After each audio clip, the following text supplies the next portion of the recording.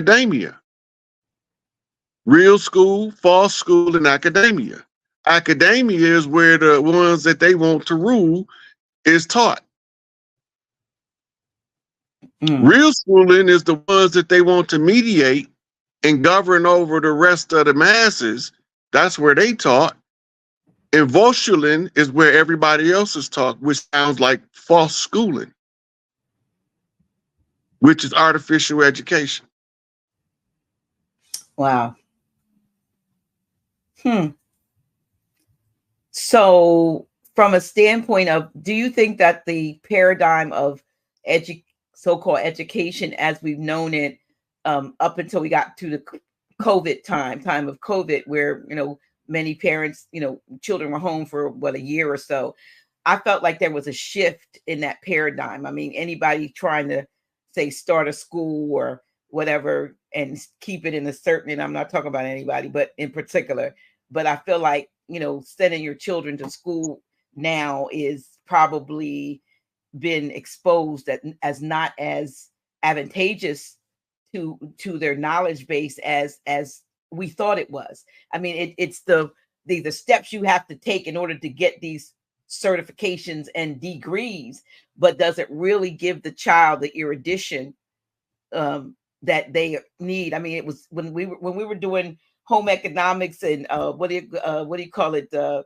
carpentry and auto mechanics. I'm not no things are but things like that, where children could come out of school, you know, hair, you know, beautician. They could come out of school and be, if they wanted, they could go into some type of a job if they wanted to. But now they get a whole bunch of gender twisting, bending. They get a lot of things. I forgot what they're calling that thing, but they're getting a lot of stuff that's basically about a bunch of propaganda. It's all social engineering. Well, yeah, and it's not preparing them, and so they still feel like they have to go somewhere for higher education. And my question is it really higher education, or is it just a way to get more of the siphon the finances out of the people and still never give them anything, no value for the, what they put into it? Because at the end of it, what do they come out with? A large, a bill that they can never pay off.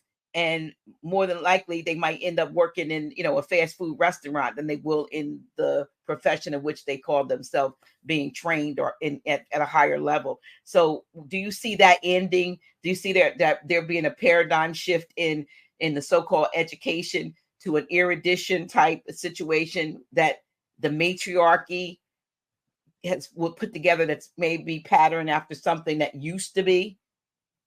Yeah, the whole educational system is going to be revamped.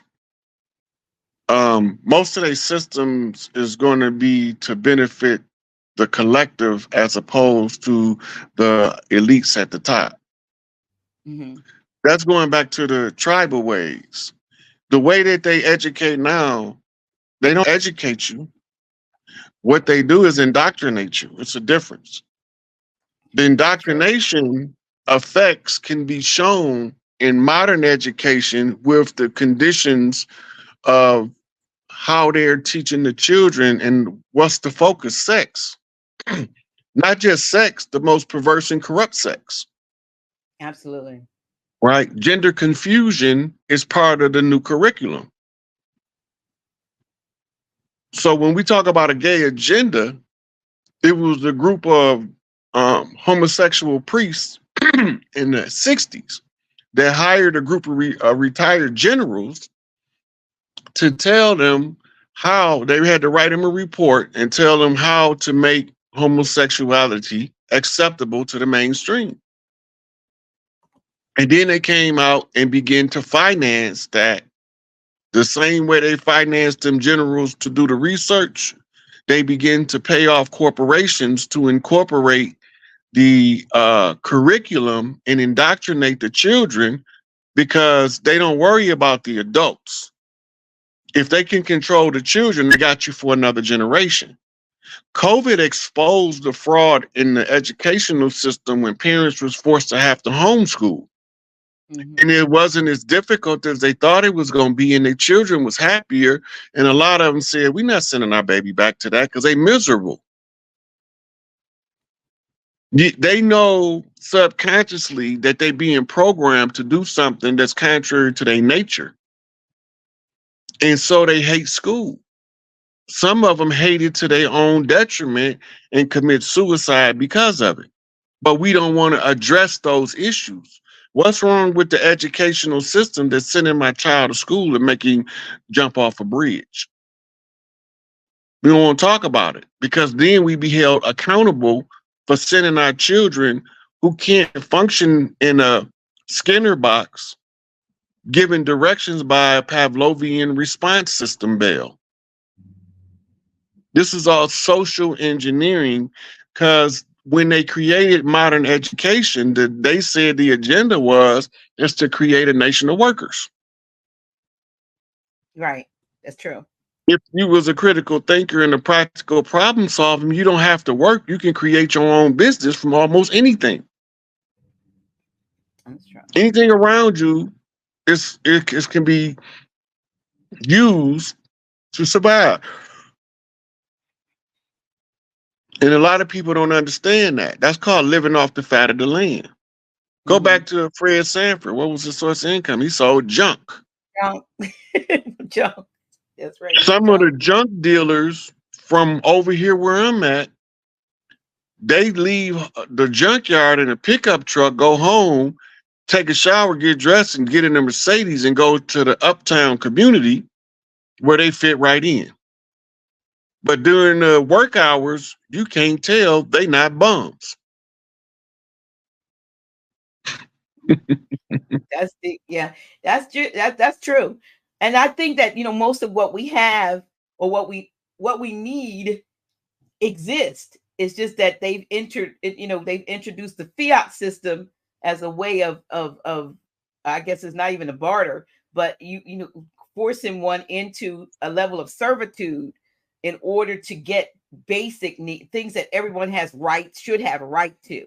You know what I mean? When you talk about life, liberty, and the pursuit of happiness or whatever. So we're talking about even the basic of basics that a lot of people are living without because they've had this fiat system that they've created with this false, with this monopoly, so-called money, and people are scrambling trying to call them make it. prison tokens. Well, okay, all right. That's the same way as token. It's the same as tokens in prison. You can't spend them nowhere in the world. You can't leave the prison. You can't leave the prison with $1 million in prison tokens and get a dime. Wow, that's true, and that's what we're that's what we're headed towards anyway. With the with the end of the fiat system, but we realize that it's not just the U.S. Dollar, if you will, the U.S. fiat, but it's anything that's connected. Anybody else who has fiat, that's all affected. So that's why I think it's probably taking some time for some of these things to, when people have been waiting for the transition, it's going to happen. But I don't think it's going to happen as easily as we think, because it's not just, we're talking about the what is it? What do they call it? In Europe, they use a euro. We have the whatever, the USD. You've got the different currencies. The paper currencies are all fiats. Yeah. So we go into a crypto system, electronic banking system, but the bank notes will be based on asset. That means if you have a $10 gold note, you will be able to redeem it for $10 in gold once again. Okay. Cash and carry, ain't no credit. You either can buy it or you can't. Right. Debt equals slavery. True. We know that they use the system of debt to enslave the people. Right. Listen, right. I'm gonna stop us for a minute. We need to let those who just can't come in know what's going on. We are actually we started this first 45 minutes or so on YouTube and Facebook because we wanted you all to. We didn't have a real way to get you on our unfiltered channel, so we have a link in the description box. I want y'all to hear me good. We're going to end this part of the broadcast. There is a link in the description box, whether you're on Facebook or YouTube, it says you must use this link to access the unfiltered version. We're going to be ending this portion in just a few minutes. And what we want you to do is to click back in on the link. You're basically going to see the same thing that you see, but what the difference is that we will not be on Facebook. We will not be on YouTube. If you want to share that link with anyone, please share it. They can get on. There's no registration required, but you do have to click the link to enter in. We have space for 10,000 folks. So you can tell everybody if you want, but we want to come back on and be a lot less guarded about what we say. At least Chief will be able to say, because we've talked about some things that we know will probably be a bit controversial, might kind of raise the ire, if you will, of the internet gods, and we just want to be able to be open and honest. So there's like 800 and so of you all right now. We can see, I can see now. I went down and said, so between Facebook and YouTube, if you click off, go to the description of this show, the link is there. You click on, and we're going to be coming back on in just a few minutes. At 8:30 is when the broadcast will begin over there. As a matter of fact, as soon as we log off, Chief, we can actually log in and be over there, and then start letting people. And we don't have to let you in. Once you click, you're in. But we want you to know that the venue, so to speak, is changing, but the conversation is going to be continuing, but at another level. And so please bear with us. Over where? Click the link that's in the description. If you're on YouTube, just click, when you look at YouTube, you see where you can click on more for description. And when you look down there, it tells you what's on tonight. And it also says you must click on this link. There's a hot link there. Facebook, there's a hot link there. Click that link, and it's going to bring you over to our private, what we call unfiltered channel, which means it's not on YouTube and it's not on Facebook. That's all. Other than that, nothing changes. You'll be able to hear and you'll be able to chat and so forth, but you just will not be on YouTube or Facebook. If you want to try to get that feminine energy harnessed to facilitate a cross-dressing positions. So they use your energy against you, and you don't know you surrendering it to them. Okay. It's like putting the dummy queen in the beehive, and they don't know that the dummy queen is the dummy queen. Then one day they figure it out. Then they all try to sting her ass. So how did this role reversal, if you would say, start in this cycle of time, or what we know as time in this cycle? If you look at the way things are, systems is how people govern themselves and others. These systems, the oldest ones that was functional with no war was matriarchy. The system of matriarchy was operated different than patriarchal domination rule. It was to bring the best out of every individual for the betterment of the collective, whereas patriarchy try to exalt one individual at the expense of all the rest of them. I don't care how good Michael Jordan was, he couldn't have won without the rest of his team being good enough to support him. Ain't no I in team. That's right. Right. So a team sport exalt a star player instead of understanding, like the Pistons, blue collar work ethic incorporated the defense as the anchor, which means everybody is the same amount of important now. Right? And they won championships with that. They changed the ideology and they fell apart. Exactly. As soon as they started making stars out of one player.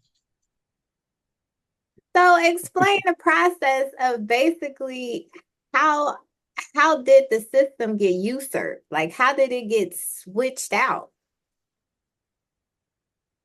How did we go from It was matriarch? Okay. so this was what Cleopatra's fight was in the last dynasty that fought against the Roman Empire. The fall of Cleopatra is your Jesus story,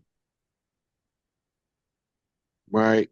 But they don't tell you that Jesus is Isis and Cleopatra was the seated Isis of the day. Because that solves a whole lot of the historical anomaly. She was fighting patriarchs from Rome.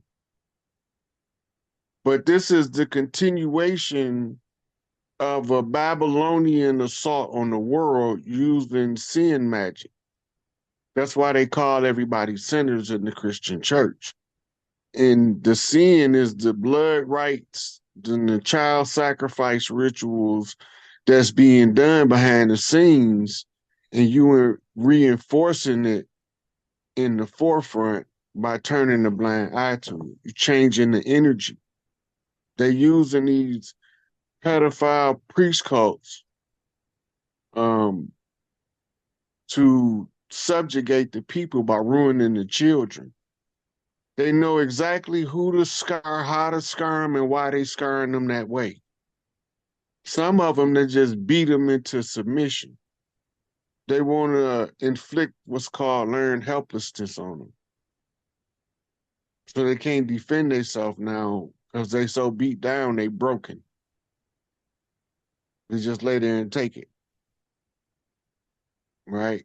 So what takes place in Egypt was the transferring and the fighting for power that began in Greece under Alexander the Great. They were following information brought to them from the Ottoman Empire through Macedonians.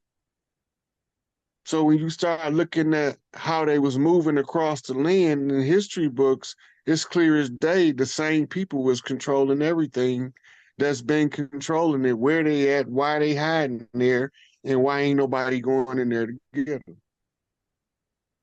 Right? Now, that had to be done by the Earth Alliance. The Earth Alliance was responsible to locating all of them and weeding them out like the root to a pimple.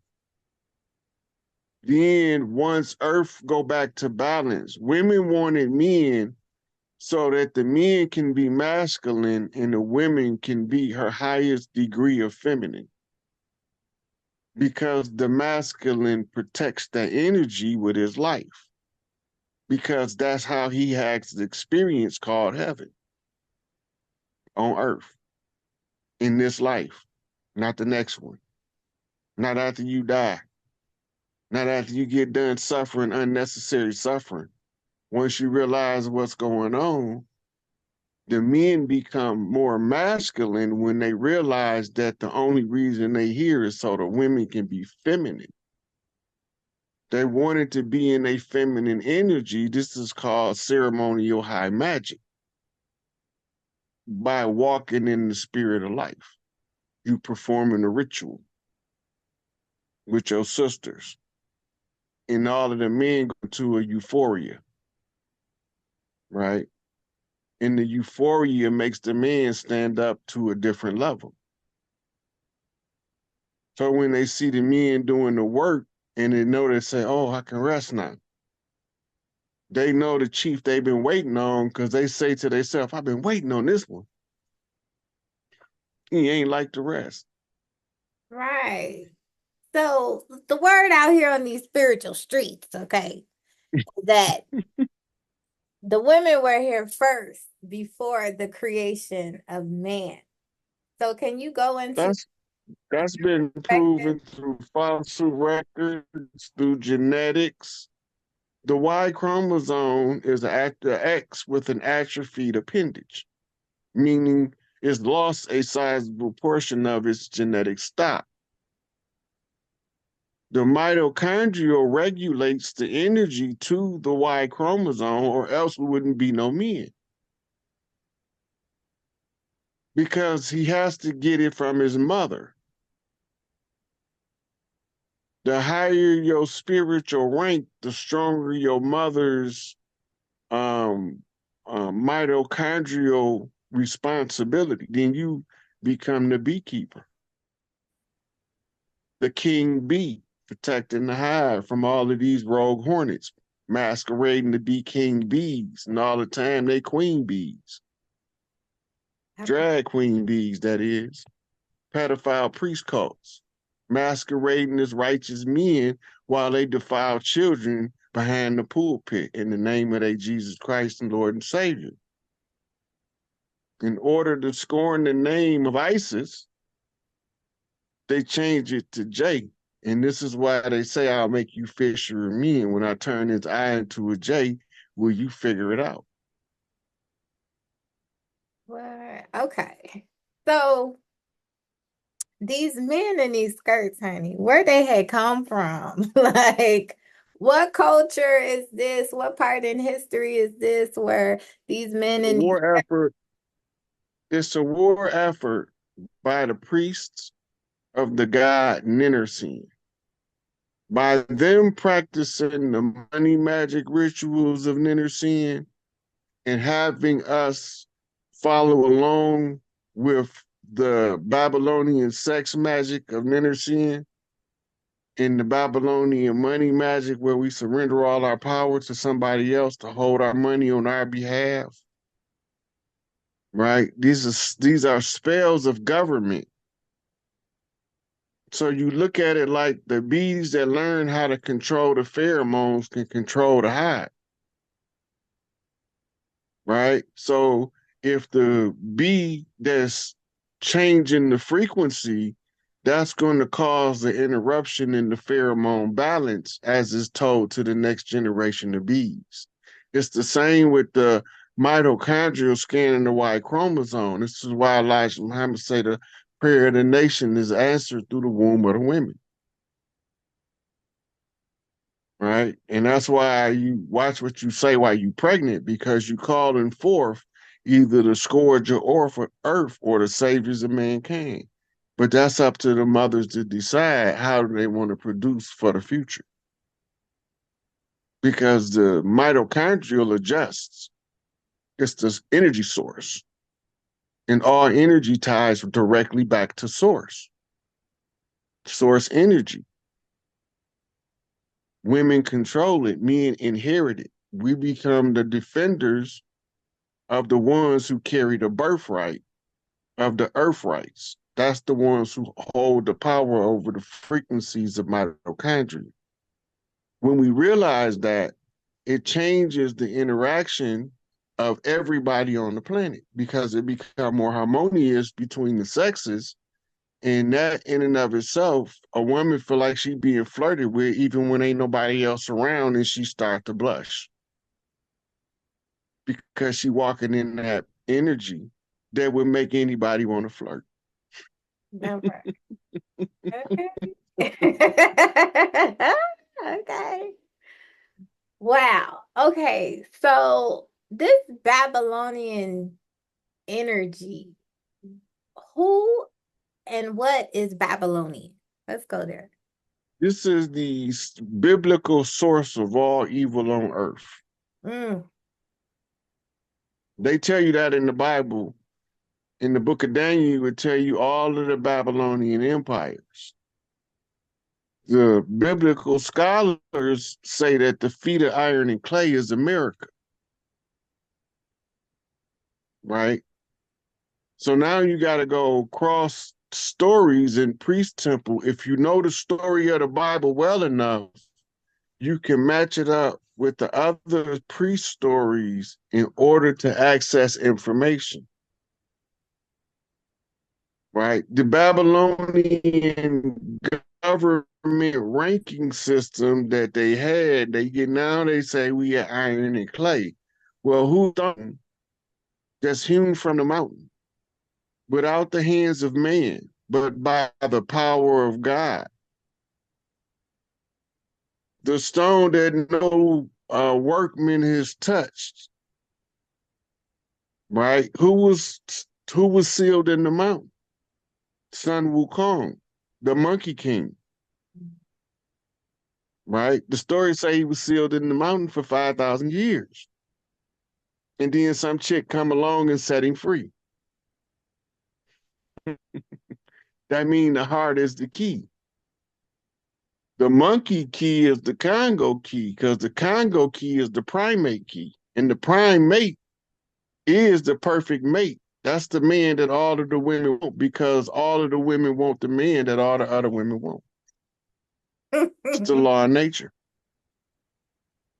They can talk that smack, but they all gonna look at the same direction when the right frequency of the man that they think all the other women in their environment want. Now he become the catch. That's how you create a hierarchy in the community. It's the law of nature, acting itself out in the civilized society. So now he driving around in a Cadillac with three-piece suits on in the summertime. That's it.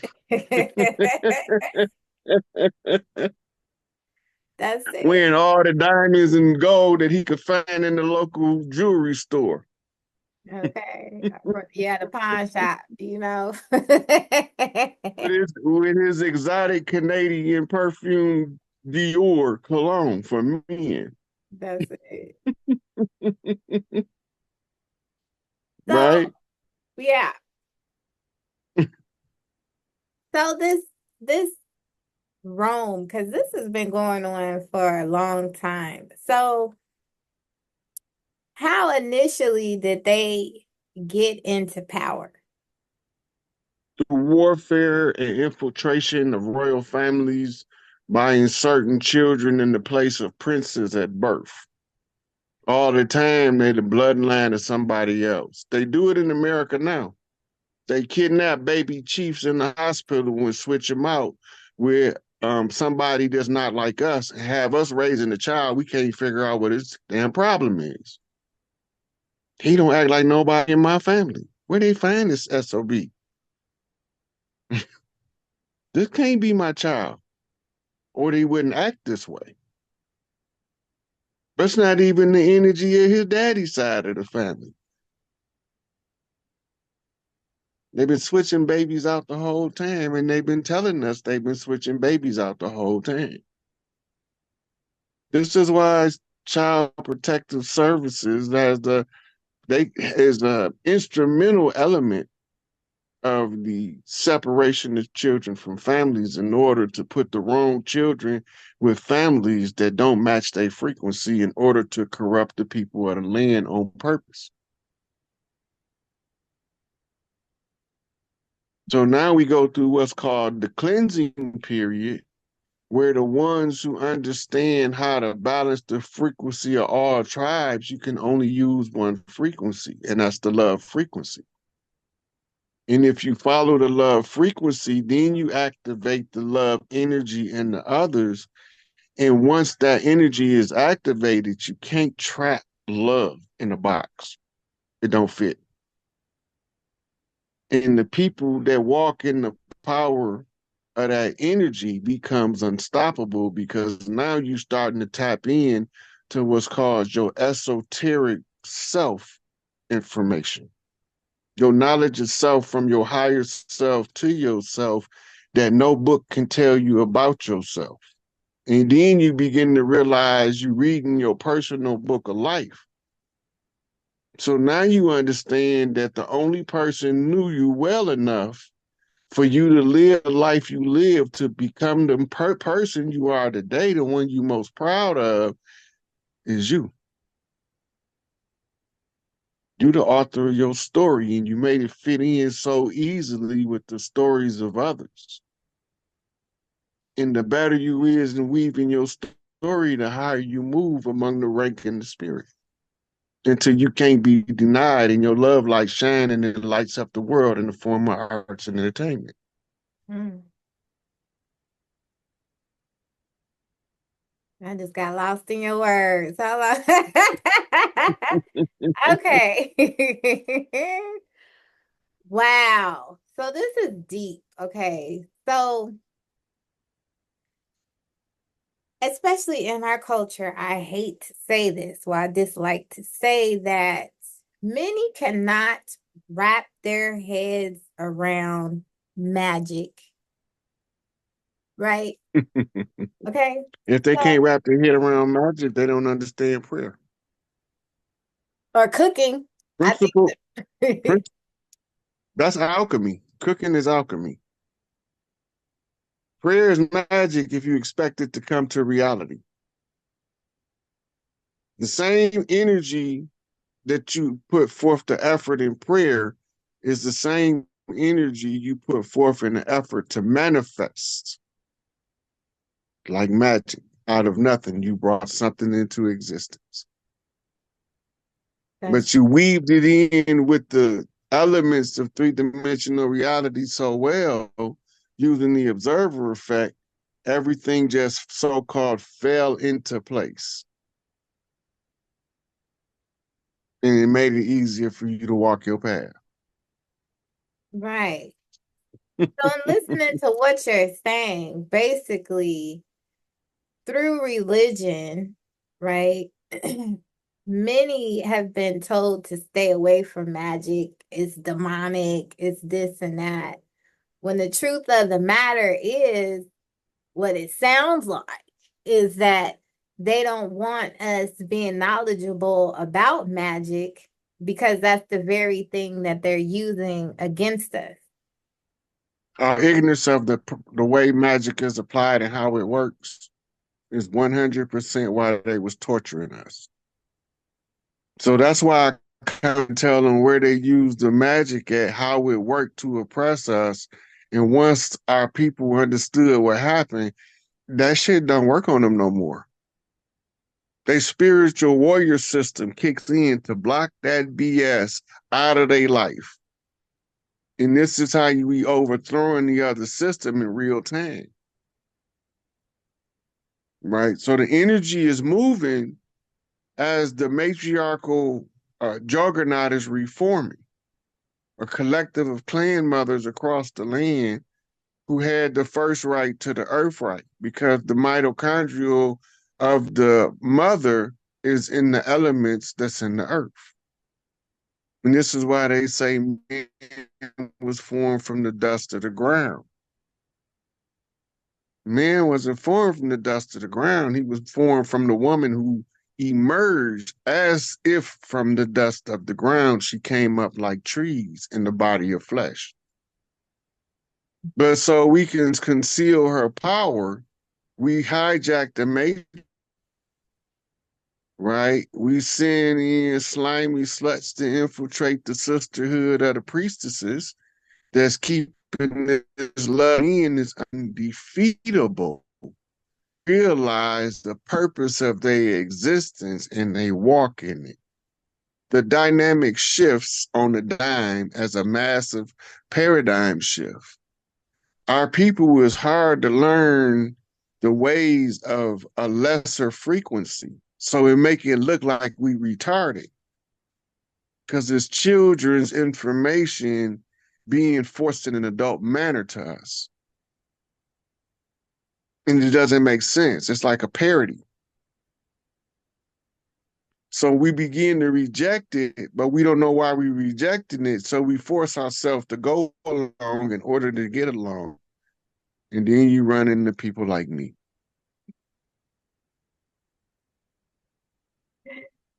The great decoder, right? They knew I was going to be a problem when they saw me coming. They just didn't know how bad it was going to be. That right. And in the immortal words of Genghis Khan, if they had not been guilty of terrible sins, God would not have sent them a plague such as me. That's it. So now fast forward, right? Because the people are waking up. Okay. Yep. We have your information, which I just am so thankful. There's so many of us that are so thankful for your walk and, you know, your spread of information because it is catching on like wildfire.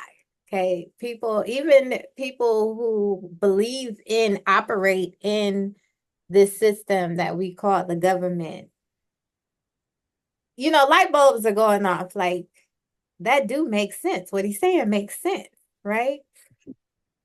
So now moving forward in this time, right? Because as we're clear that spells, right, magic has been used to keep us sleeping in a slumber, going against our intuition for many of us, right? Mm-hmm. So how, from your perspective, is it that we start to deprogram to reprogram ourselves? It has been an ongoing effort. So if you look, we've built organizations within this government that has risen and failed since they've been here. So it's not can we build on our own has never been the issue. The problem was that if we stayed under our own vine and fig tree and let the government, they would have been stuck in one geographical location to the east of the Appalachian Mountains. They would have never crossed the mountains. But they took our kindness for weakness and exploited the chiefs, and then they told us a history that was not contrary to what was really taking place on the land, but the way that our ancestors left the history in both oral and written tradition, it comes down as old legends that helps us decode the history that they was telling us. And then we go back to find that when they came, they had a different history from us than they gave us after the Civil Rights Movement. When they came, we was the organic people of the land that had always been here. And they described us the same as we look today. Remember, most of the tribes did not sign treaties. You only hear about the 5 civilized tribes. There was other tribes that made treaties, but the majority of tribes never made treaties with the corporation called the United States of America. And they classified us as outlaw tribes. They classified us and was declared belligerent, enemy-dependent nations. This is how they referred to us in their laws. And they declared that we couldn't read their laws, therefore we was incompetent to regulate our own affairs. So they came up with this fairy tale about the Plymouth, and this is why Malcolm said we didn't land on Plymouth Rock. Plymouth Rock landed on us because they used their standards to take us into a litigation with the Vatican, who was supposed to be the highest authority on the planet. He told them under the discovery doctrine to exploit the people of the land, and that he would enforce their lien on the land. The lien on the land marks the crash site of the Plymouth that they told us in history was called the Mayflower. They changed the name of it in our face to bring our attention to what it was. So the Mayflower originally called the Plymouth, and they left a rock to commemorate the crash site. And until Donald Trump ran that ship out of the bay, they had to maintain the ship under the laws of Admiralty and Maritime in that bay in order to collect the duty, which came in the form of batch rolls of birth certificates, which are investment bonds for the corporation that's salvaging the Black people from the waters. The Black people are the ones that was fighting the war ever since they came.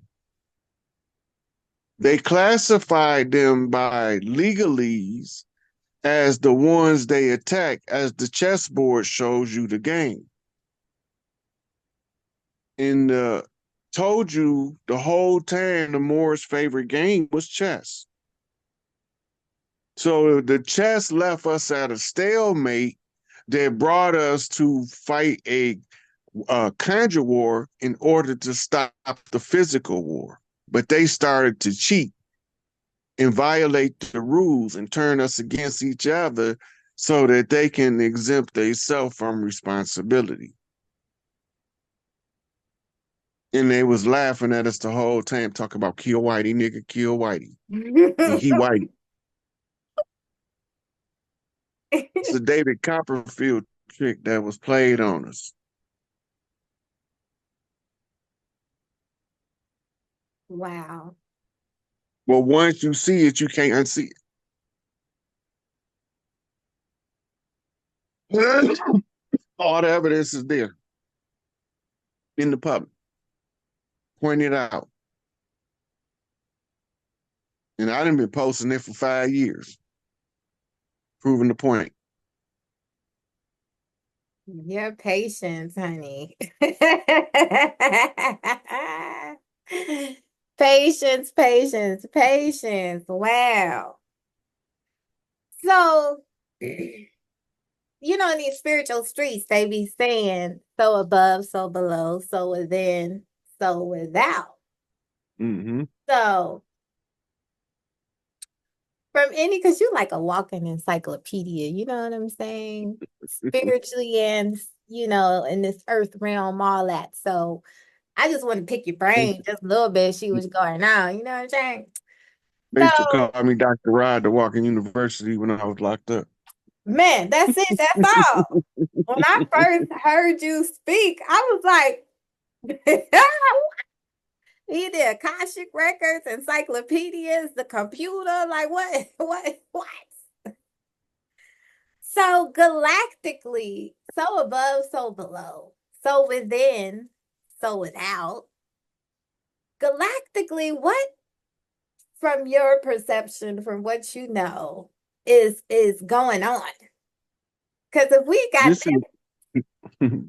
this is a 3D holographic simulator for the gods of the universe to reduce themselves to a lesser state in order to experience being in a lesser energy.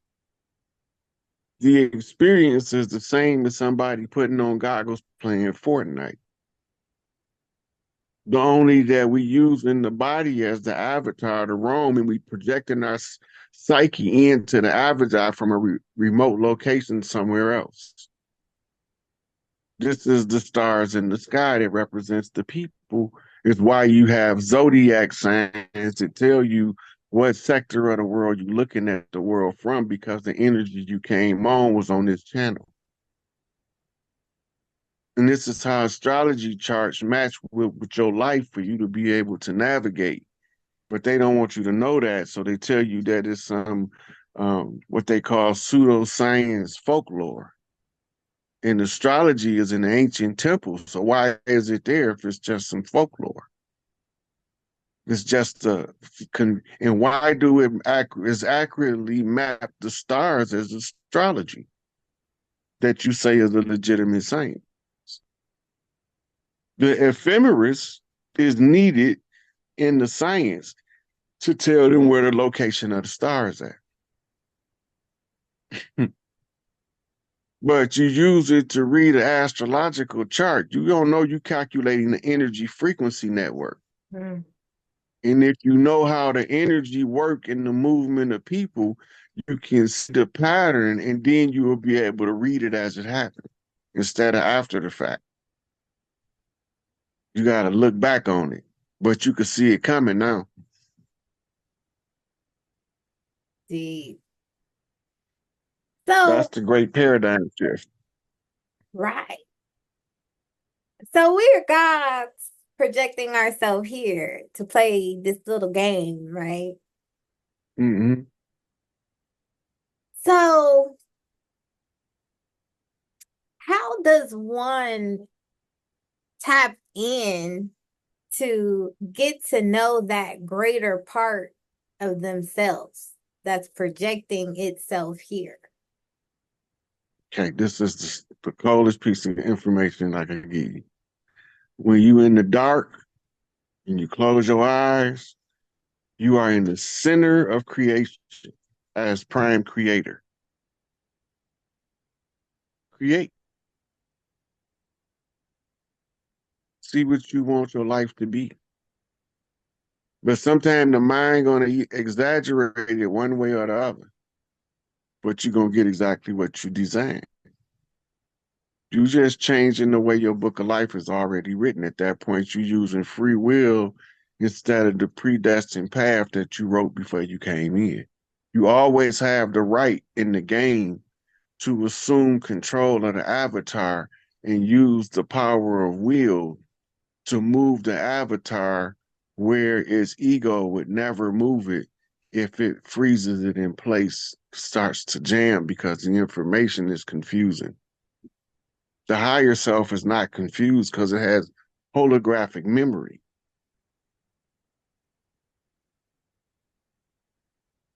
The avatar's memory operates almost like a movie reel in sequence. So is that But the holographic, go ahead. the holographic mind of the God form can see it from beginning to end and sometimes beyond the beginning of this one into past lives. Because it follows the energy.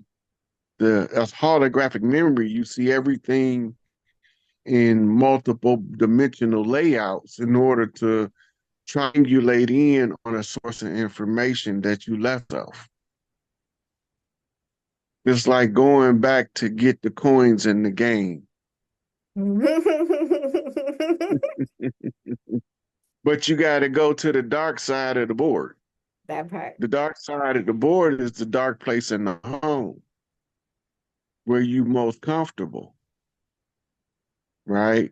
In the darkness, in the place that you most comfortable, you can most easily look at your life and review it and say, I need to correct this, I need to correct that, I still feel some kind of way about this, I need to work this out. And then the shadow work that people scared of because it brings back emotional traumas to the forefront that they've been suppressing, that's been making a personality icky to be around.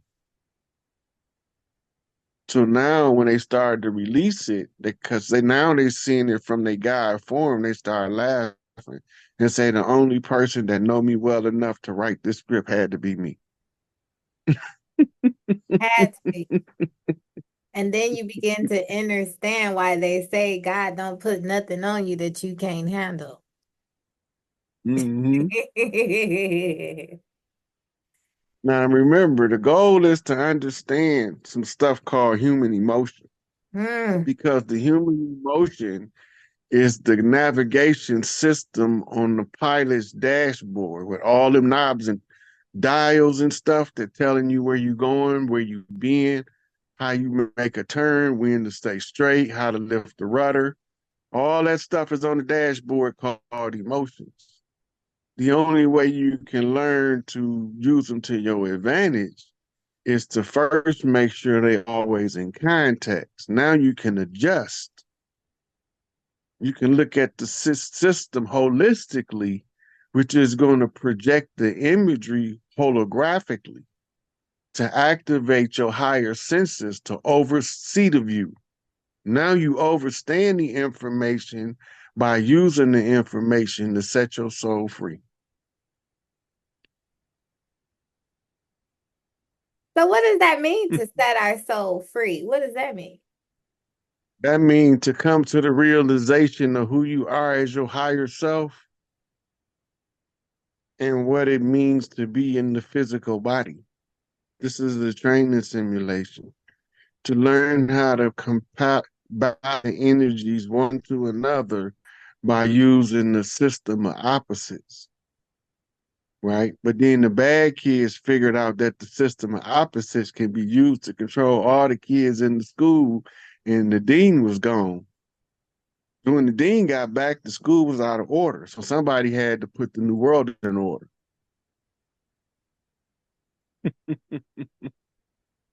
The only way to put the new world in order is to solve problems that exist within the realms of the people. And this is how you up your rank in the game, by upping more solutions that's functional in further and further reaches of the planet. And once you got sufficient working solutions for the collective of the whole, now you can put all of the pieces together so everybody can eat. I mean, do you think that people can really wrap their minds around? No. It's designed that way, though. The game is designed to trap you in your lower frequency so you can fight your way out of it. And then when it's time to wake up and reset the game, then people got to come along with information that shocks back to reality. Back to life, back to reality, back to the here and now. So so it snaps you out of, by telling you and exposing you to how the conjure works, breaks your mind free. Because once your mind understands how it works, you can't act like you don't know now. So now your mind have to tell you how to be free in the face of the oppression that they was trying to hold you under. Right. And then you light up. You light up. That's your inner light being set free. And that's the raising of the frequency. So as we rise this frequency, because I mean, I noticed we noticed beforehand, right? You know, especially in our community when people had mental challenges or what we would call like schizophrenia or things of that nature, you know, it was kind of just kept and swept under the rug, right? And so now this is like more out in the open, and it is treated medically, right? And in our culture, historically, as the people of the land, we didn't have all this. We had people who would wake up to the reality of the simulation, and they need help assimilating the spirit realm to the physical realm, because they walking in two worlds, fully waking to both of them. Some of them can't sleep for months at a time or years because they are fully awake. I mean, that the frequency of energy that the mitochondria are putting out into the cells is allowing a 3D being to walk in fourth and fifth dimensional matrix simultaneously. So all of that energy is being refined efficiently in that individual. But because the conscious mind is conditioned that the body needs sleep to repair itself, now you told your conscious mind not to let the body repair itself. So it begins to break the vessel down. This is like saying turning off the X-Men superpower. And now they just regular people. But as soon as they realize what's going on, they X gene activate. Right? Because you can't hold the divine light oppressed forever. And if the right frequency crosses your heart chakra, it sets you free. So the best thing we can do for those of us that are not trained in this spiritual arena to help these individuals navigate through that is to just send them love like we do everything else. Pure divine love. One of our most powerful conjure is being happy and singing and dancing. All love languages is active powers to harness for magic in the name of love. If it's done from a righteous perspective, you wield powerful spiritual tools that chops down almost all wickedness. You just look at the things that we naturally do everywhere we are. We are everywhere we barbecue, and that's not new. We've been doing that for thousands of years, and they're trying to make it look like we just figured out how to barbecue yesterday in the 1800s. That part. They want us to believe we was running around savage on the land, but we got ancient castles everywhere we look.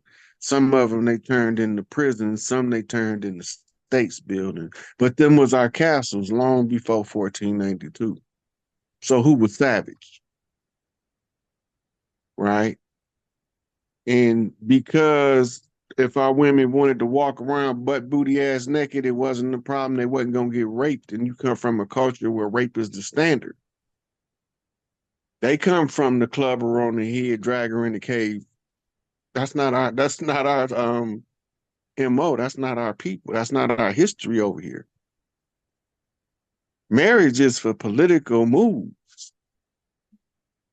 It's to tie families together by blood right in their face without them knowing what's taking place. This is why they want everybody to go give up some DNA. Ain't got nothing to do. The test is just for entertainment, and they tell you that right on the package. So anything that's for entertainment can be altered to match the entertaining thing that they're trying to use to entertain you.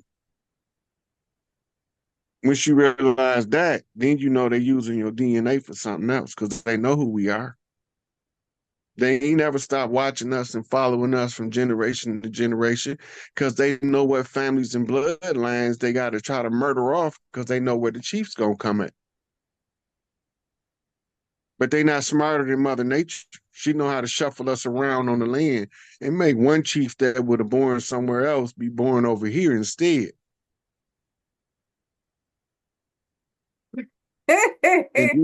And then he be born here, and then he go over there, and you don't know he gonna come up and be the boss over there where he at. Big Mama sent him all over the land. Big Mama boys was sent all over the land. I need you to go wrap this up, clean this up, and get these people straightened up because they got them tore up in such a bad way. So that's what we've been doing. It's been difficult because we have to figure out how to use all of these systems of language and dumb it down to the colloquial language because you have to filter it so people will know what they're doing so you can explain how it works. Elijah Muhammad said you have to make it plain enough for a baby to understand it. And when I realized that by observation, until somebody show you different, the average person is arrested development at 6 years old. So now you got to ask yourself before you get hot under the collar, is you going to stand toe to toe and argue and bicker with a 6-year-old?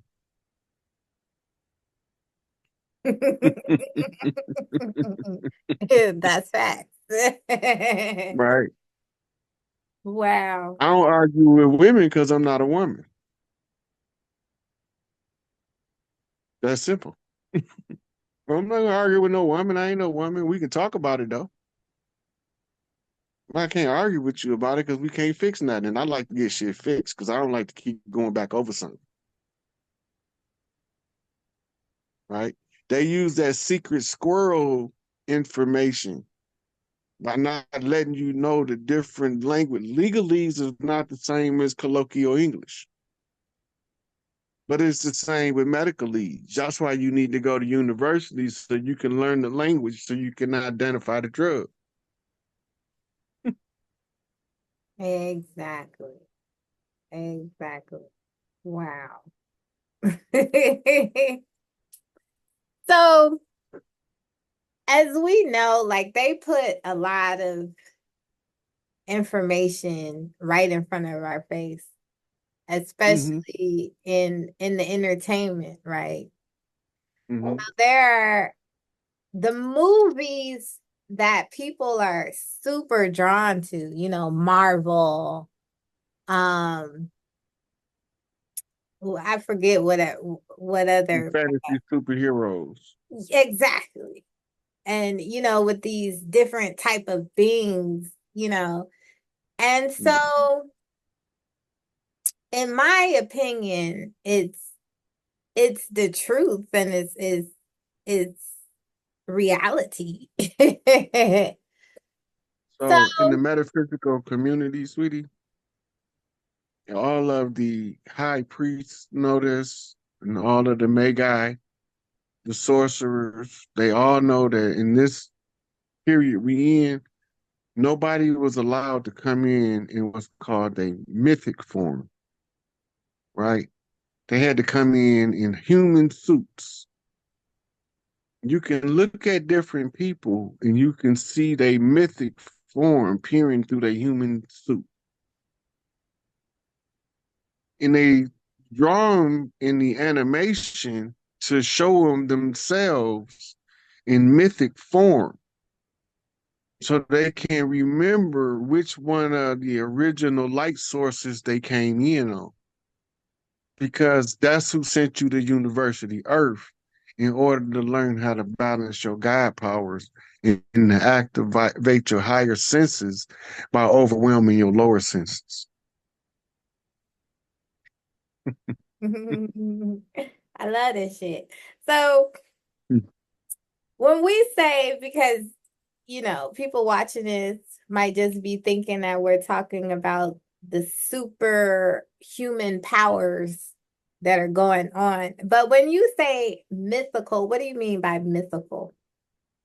So in mythology, you see that you got fairies, you got gnomes, you got Bigfoot looking creatures, you got ogres. All of those things is in human form in this chapter or in this age that we in. Nobody was allowed to come in if they didn't appear to be human, right? So when the fairy come in, she expressed it through the DNA as this little cute, dainty little thing. And everybody love her, you know. It's almost like you could see the sprinkles behind her when she walked.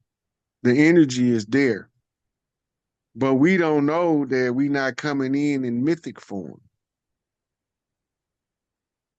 Right? But we came in different ages in mythic form, and we was all type of things from dragons to butterflies that talked and walked on 2 feet, the size of humans. We've been through all of those incarnations. This is a new one for us.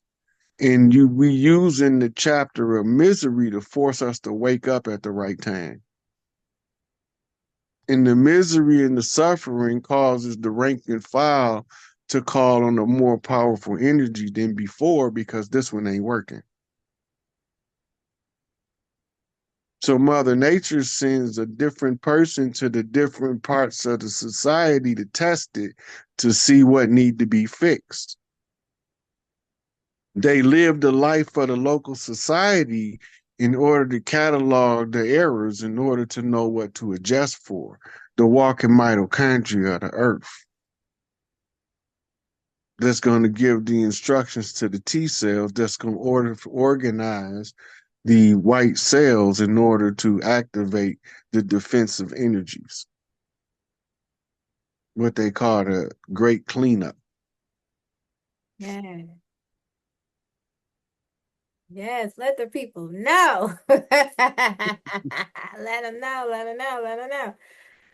Wow, this is exciting. I mean, I could ask questions all night. Like, and then I'm a Gemini, so you know I could really do this all day. Oh, But yeah. Especially when you hit that Tupac Kendrick energy.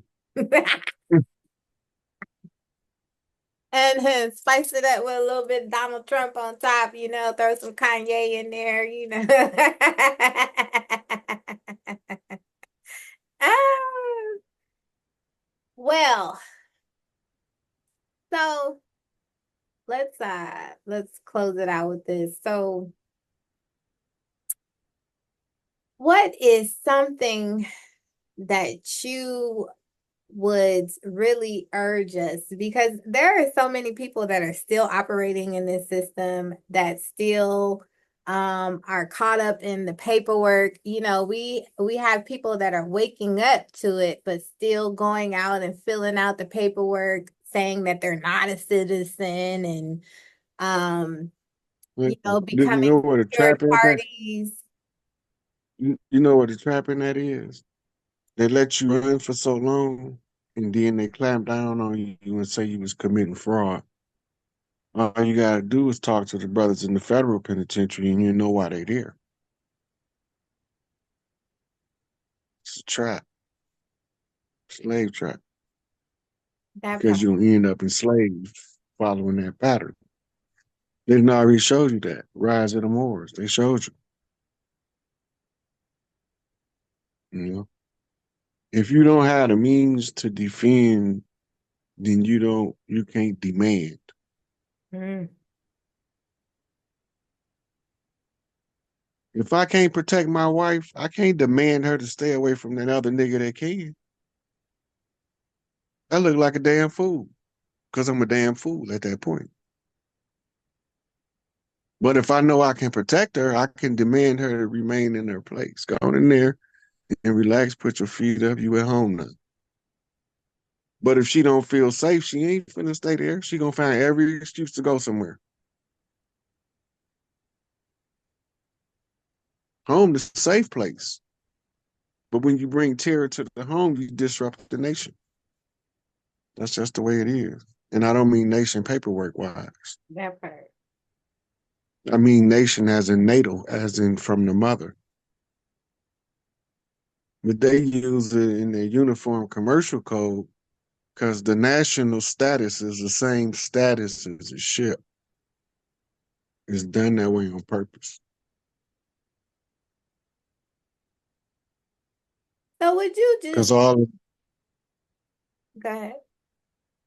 all of us supposed to be lost ships, lost vessels. This is why we declared us civilly mortis. Dead in the eyes of the law. We outlaws. We baby kids. That's it. We don't die, we multiply. We keep multiplying, honey. We keep multiplying. And every time they try to burn us out, snuff us out, we scatter like bees and form in more places than we was when they started. They try to hold us down, but they can't hold us back. As soon as we realize that, then we start to see the ones that's holding us back. They look like us, but they ain't us. And they hiding behind people that don't look like us, that they had doing their form. Dig that. All they head on the chopping block the same, as far as I'm concerned. That's it.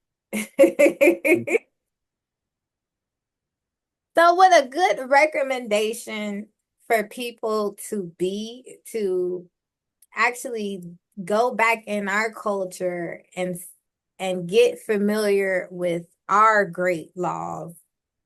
You know, the laws that A good start. you breaking up. Say that again. I said a good start would be that Iroquois Confederacy document because it's more tribal related than the United States Constitution.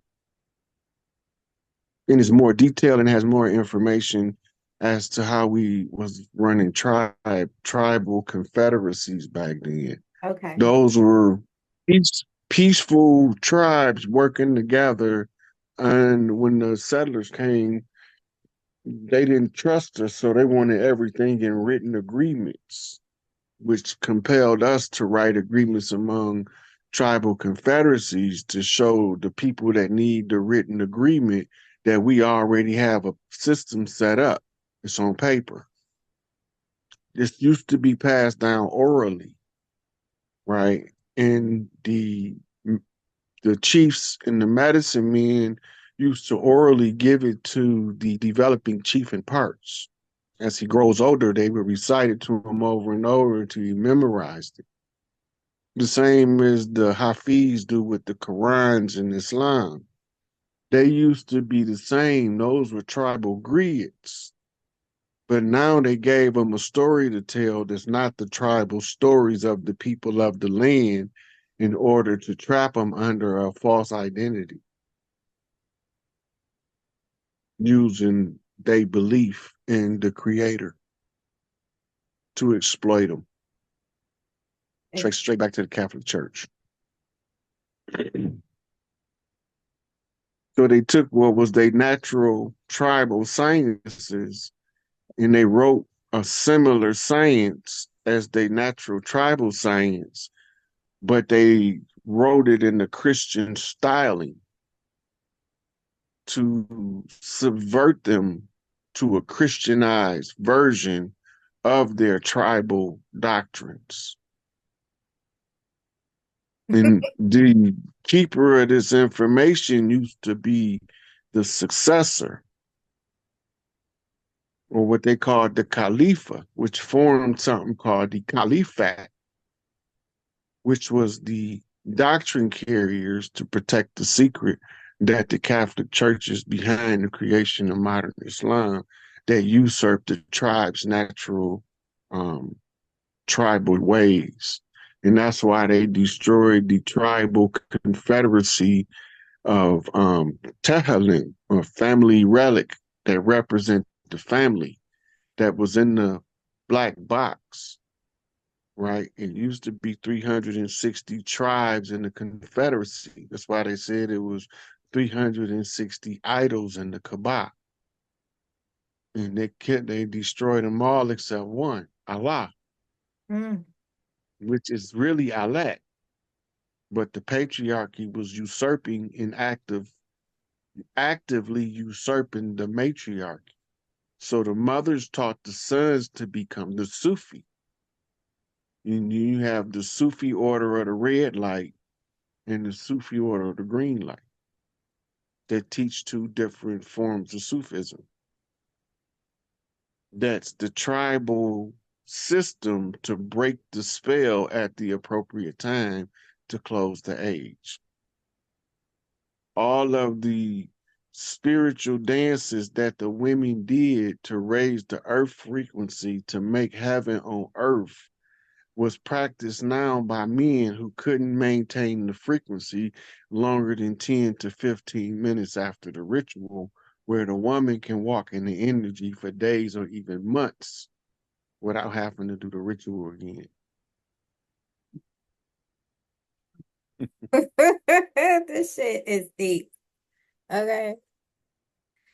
So for those of us that are interested in study, because there are many people who, are just now becoming privy to this information. And of course, there are a lot of things that we do naturally, that we've been taught are ghetto, ratchet, that are a part of just our traditions, Mm-hmm.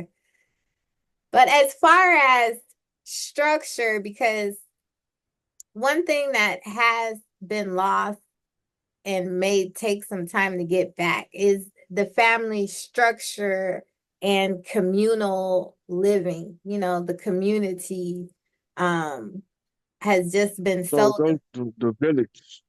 Right. And they say take a village to raise a child. Exactly. That's going to be up to families, friends, and associates to form them alliances. You start where you at first, forming those alliances, and the energy you create together. When y'all find out y'all got the perfect balance of energy, you collectively relocate on the family village.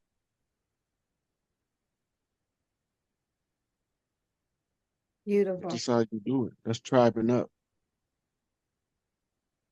And they keep the harmony in the new village. That's why people birds of a feather flock together, like-minded people join together to perform the same accomplishment. They're trying to accomplish the same goal.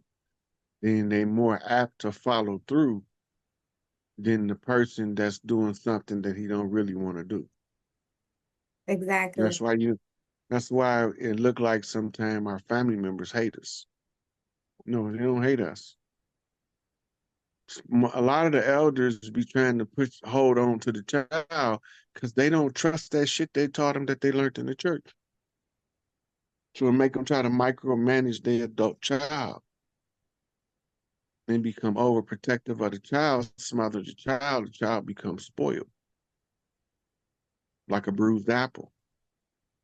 But don't nobody notice the bruise, so the child go on to continue to rot. Right?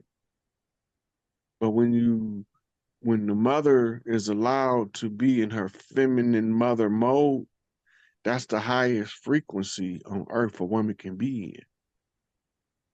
in. And that's why the food tastes better, smell better. The people that don't like cooking for their family, that food be horrible. Yeah. But that woman that's in that's why everybody want to go Big Mama house.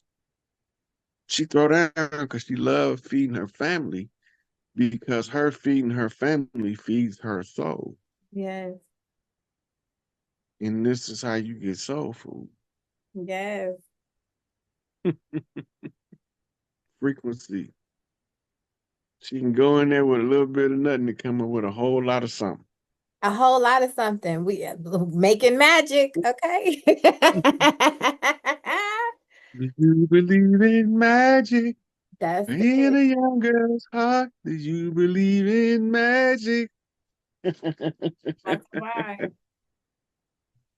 So yes, thank you for this. I believe that, on a lot of these platforms, the misunderstanding is so much of the programming that we have been through. We want to study, we want books to teach us how to become ourselves, like how do we get back to being the original people? And I think what is being missed from a lot of what you're saying is the spiritual aspect of it, which is once we really start to even just take the first step to stepping into our essence, once we recognize, right, we've been woken up and just start to really step into your essence, all of this shit just falls into place.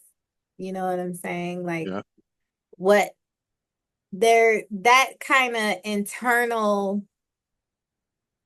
those internal mechanisms can't be taught to you in any book. You can't study it.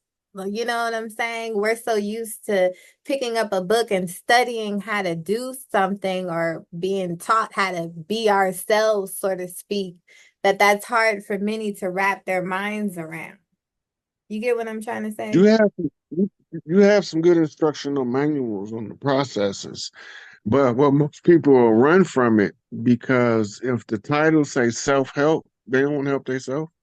Hell no, they're not finna read that shit. Crime drama, let me in. That's if they even. That's even if they gonna read something. Give me some Anne Rice. You know what I'm saying? Some DC Andrews. Dig that. They want to read that kind of stuff. They don't want to read nothing that might induce them to rebel against the system. How to wake up to their power. As you wake up to your power, they can't stop you. Okay, so in real life, I'm like a life coach, right? So what I've found out, especially now, is so many people are afraid of their power. Isn't that crazy? Because the system is systemic. This is systemic in the system. It was designed that way. It's psychological arrested development. It's a child's behavior to their natural and innate talents being so wonderful that it draws the attention of others around them. It's a child's behavior that's carried into adulthood. The only reason it works is because the educational network is designed to render you to suspend critical thinking and practical problem solving for instructional ability to follow orders. All the way in the university. In university, if it's not peer-reviewed, accepted reference, you can't use that. Okay. Mm-hmm. Right? So now, no matter what you believe, you got to go find one of their people to tell you what that somebody else other than you believe what you just told them. So now you need some dead motherfucker to validate the living man. They don't believe you. They don't believe themselves. They know they lied to us and they think that we falling for the lies. But when they realize that we are not falling for the lies, that we using our real eyes to realize these real lies they've been telling. So we start telling the other people, it becomes contagious that we see the tricks and the traps, and that sets us free. Because even if you don't want to be free, your gate wide open, and the energy of freedom is magnetic. You're just gonna walk through that motherfucker. You're not staying in this cave. And this is the same trap. They psychological arrested development through a 12-step thinking detox program called modern education, set up by the Rothschilds and the Bilderbergs to turn humans with infinite potential into subjugated workers with a desire to work to fulfill the needs of the person and his immediate family. And this is why they use the discriminatory tactics of racism, because those tactics is going to cause us to try to overtake their system according to the laws of nature. And that's how you end up with integration in the end. And it was the goal the whole time. That's it. The great melding pot. How do you get people that don't want to meld together to meld together? You tell them they can't. And then you give them some dumb reason and back it up by science. Ain't that the truth? Ain't that the truth?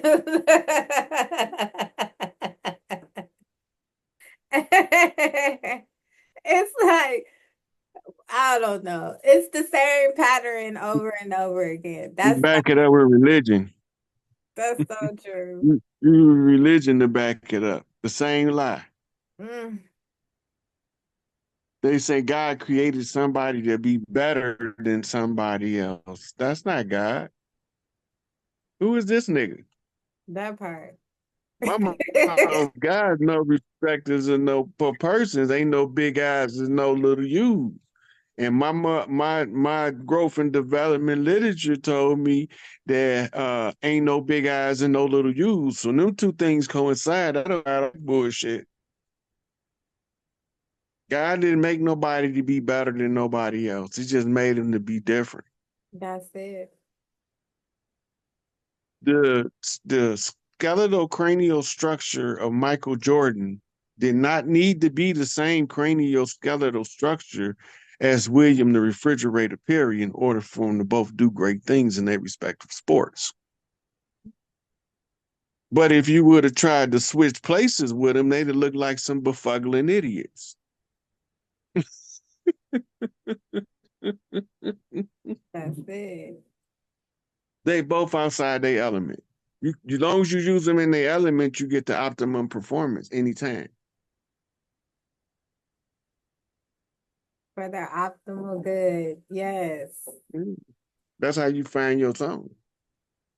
Once you feel that zone, you can't go back. That's why one mother that feels safe at home in the kitchen, and she looking at her babies playing on their gadgets on the couch, and she's scanning the room, and then she see her significant other outside doing whatever with the damn dogs, and then she realized this is home. Yeah. That energy hit. Blah. You even breathe different, right? Yeah. Yeah. Then you start nesting, and everybody start accusing you of have OCD. That part. They don't know. They don't know you look walking in that divine mother energy, and it might look like OCD because they had to tell us that the woman in that love energy like that is something wrong with them. That's nesting. The higher the motherly frequency and that love of the being a mother, playing that mother role is, the more you're gonna nest. You're gonna be pruning, making yourself up your way. That's it. You might want feathers in your hair. That flower you picked off your own garden this morning, it was so pretty, it looked good right here behind my ear today. That's it. That's that energy. Now, if all of the women can be safe in that energy, the whole energy of the planet shifts to heaven.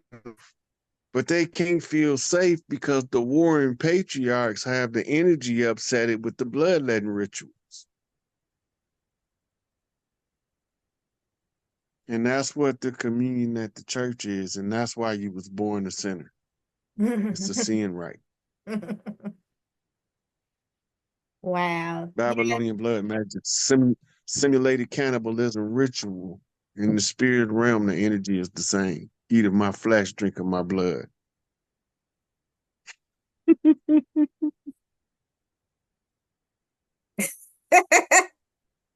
Yeah, that's deep. That's deep. Donald J going to announce it. It's going to be big. As he say, he don't say it's going to be big. He said, could be huge. Could be huge. You know how he talk. You know how he talk. Yo, you know what I want to show you too, Rod? A brother gave me this at the gathering, man. He gave me an eagle feather, man. This brother, what's the brother name? I got it. Windwalker. I didn't remember his name last time. I'm gonna have a brother on the show. The brother name is Windwalker, and he gifted me a eagle feather. So I want to give a shout out to Windwalker. I thought about Rod because you know what Rod is chief. So I was like, oh, I was very thankful, man. But thank you to the brother Windwalker. He's one of the groups that represented at the Million Man March in '95, I think, when Farrakhan had it in DC. So shout out to that brother, man, and shout out to everybody out there representing the land. You know, Rod, man, we got an important show tonight.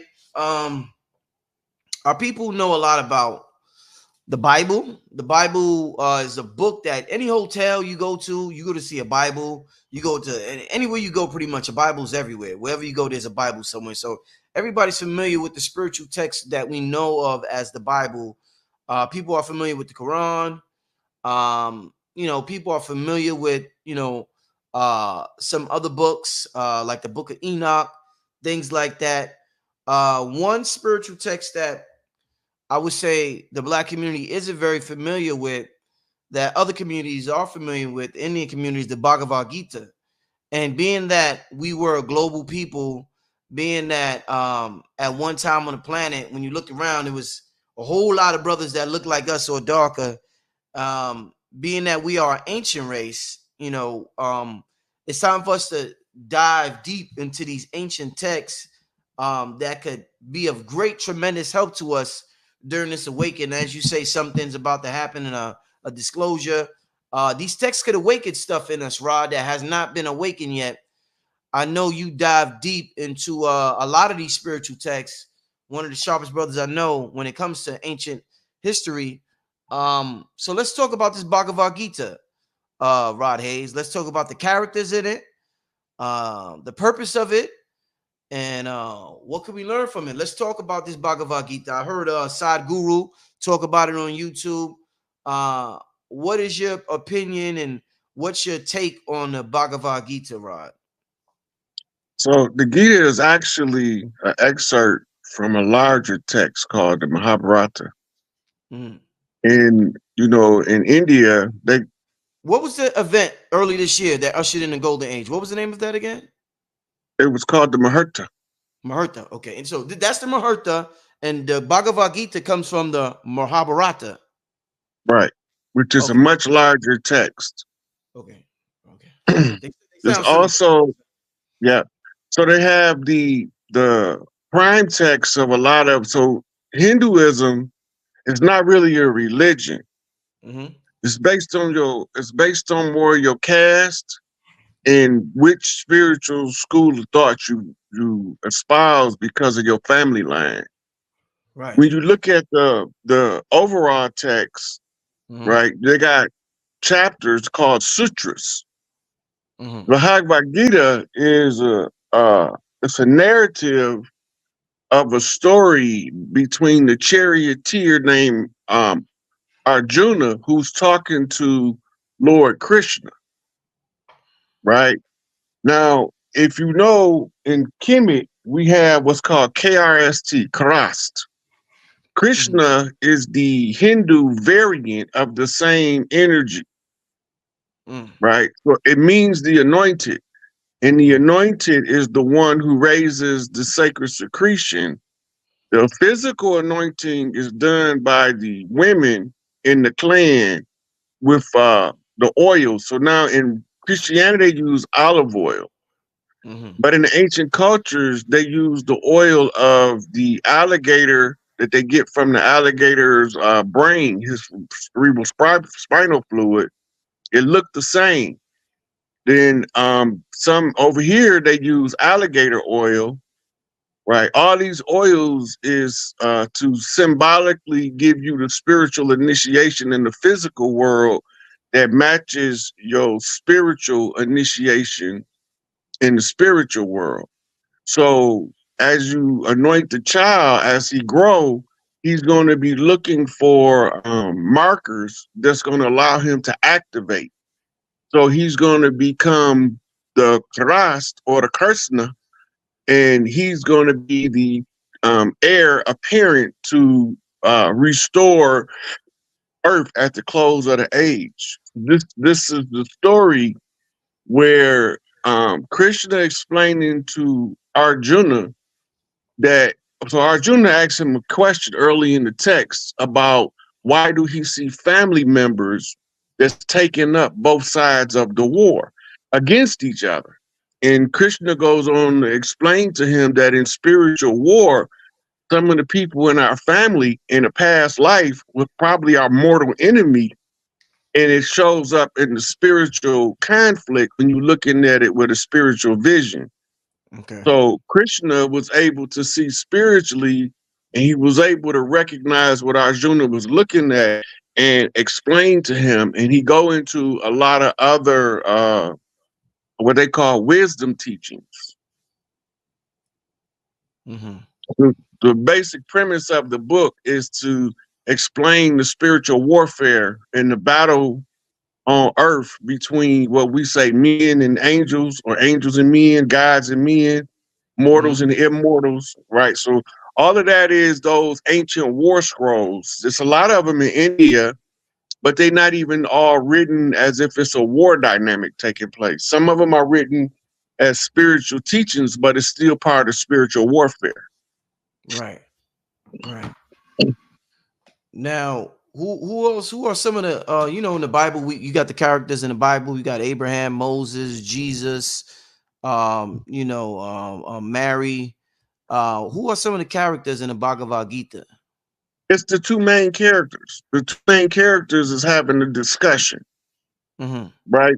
So it'll put you in the mind of the Machiavelli Art of War, where you have a military philosopher that's having a conversation with a battle-tested military general.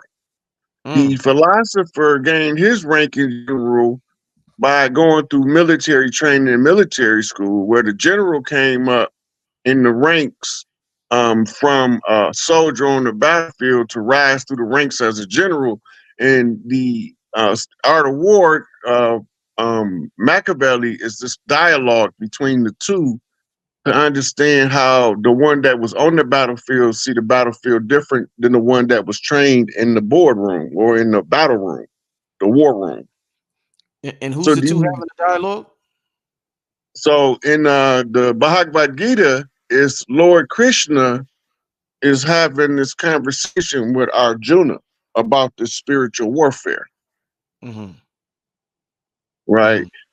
And the comparative analysis was Prince Niccolo Machiavelli's Art of War, where he wrote it for Leonardo Piero Medici when he was rising to power in I think it was Italy.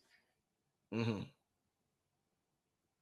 know, a lot of people when they think about the Bible, they look at the Bible as a prophetic book, and they'll talk about revelations and how a lot of things are coming to pass. Is there text in the Bhagavad Gita that you could look at modern time and look at 2024 and say, damn, Bhagavad Gita is right on point with what's happening right now?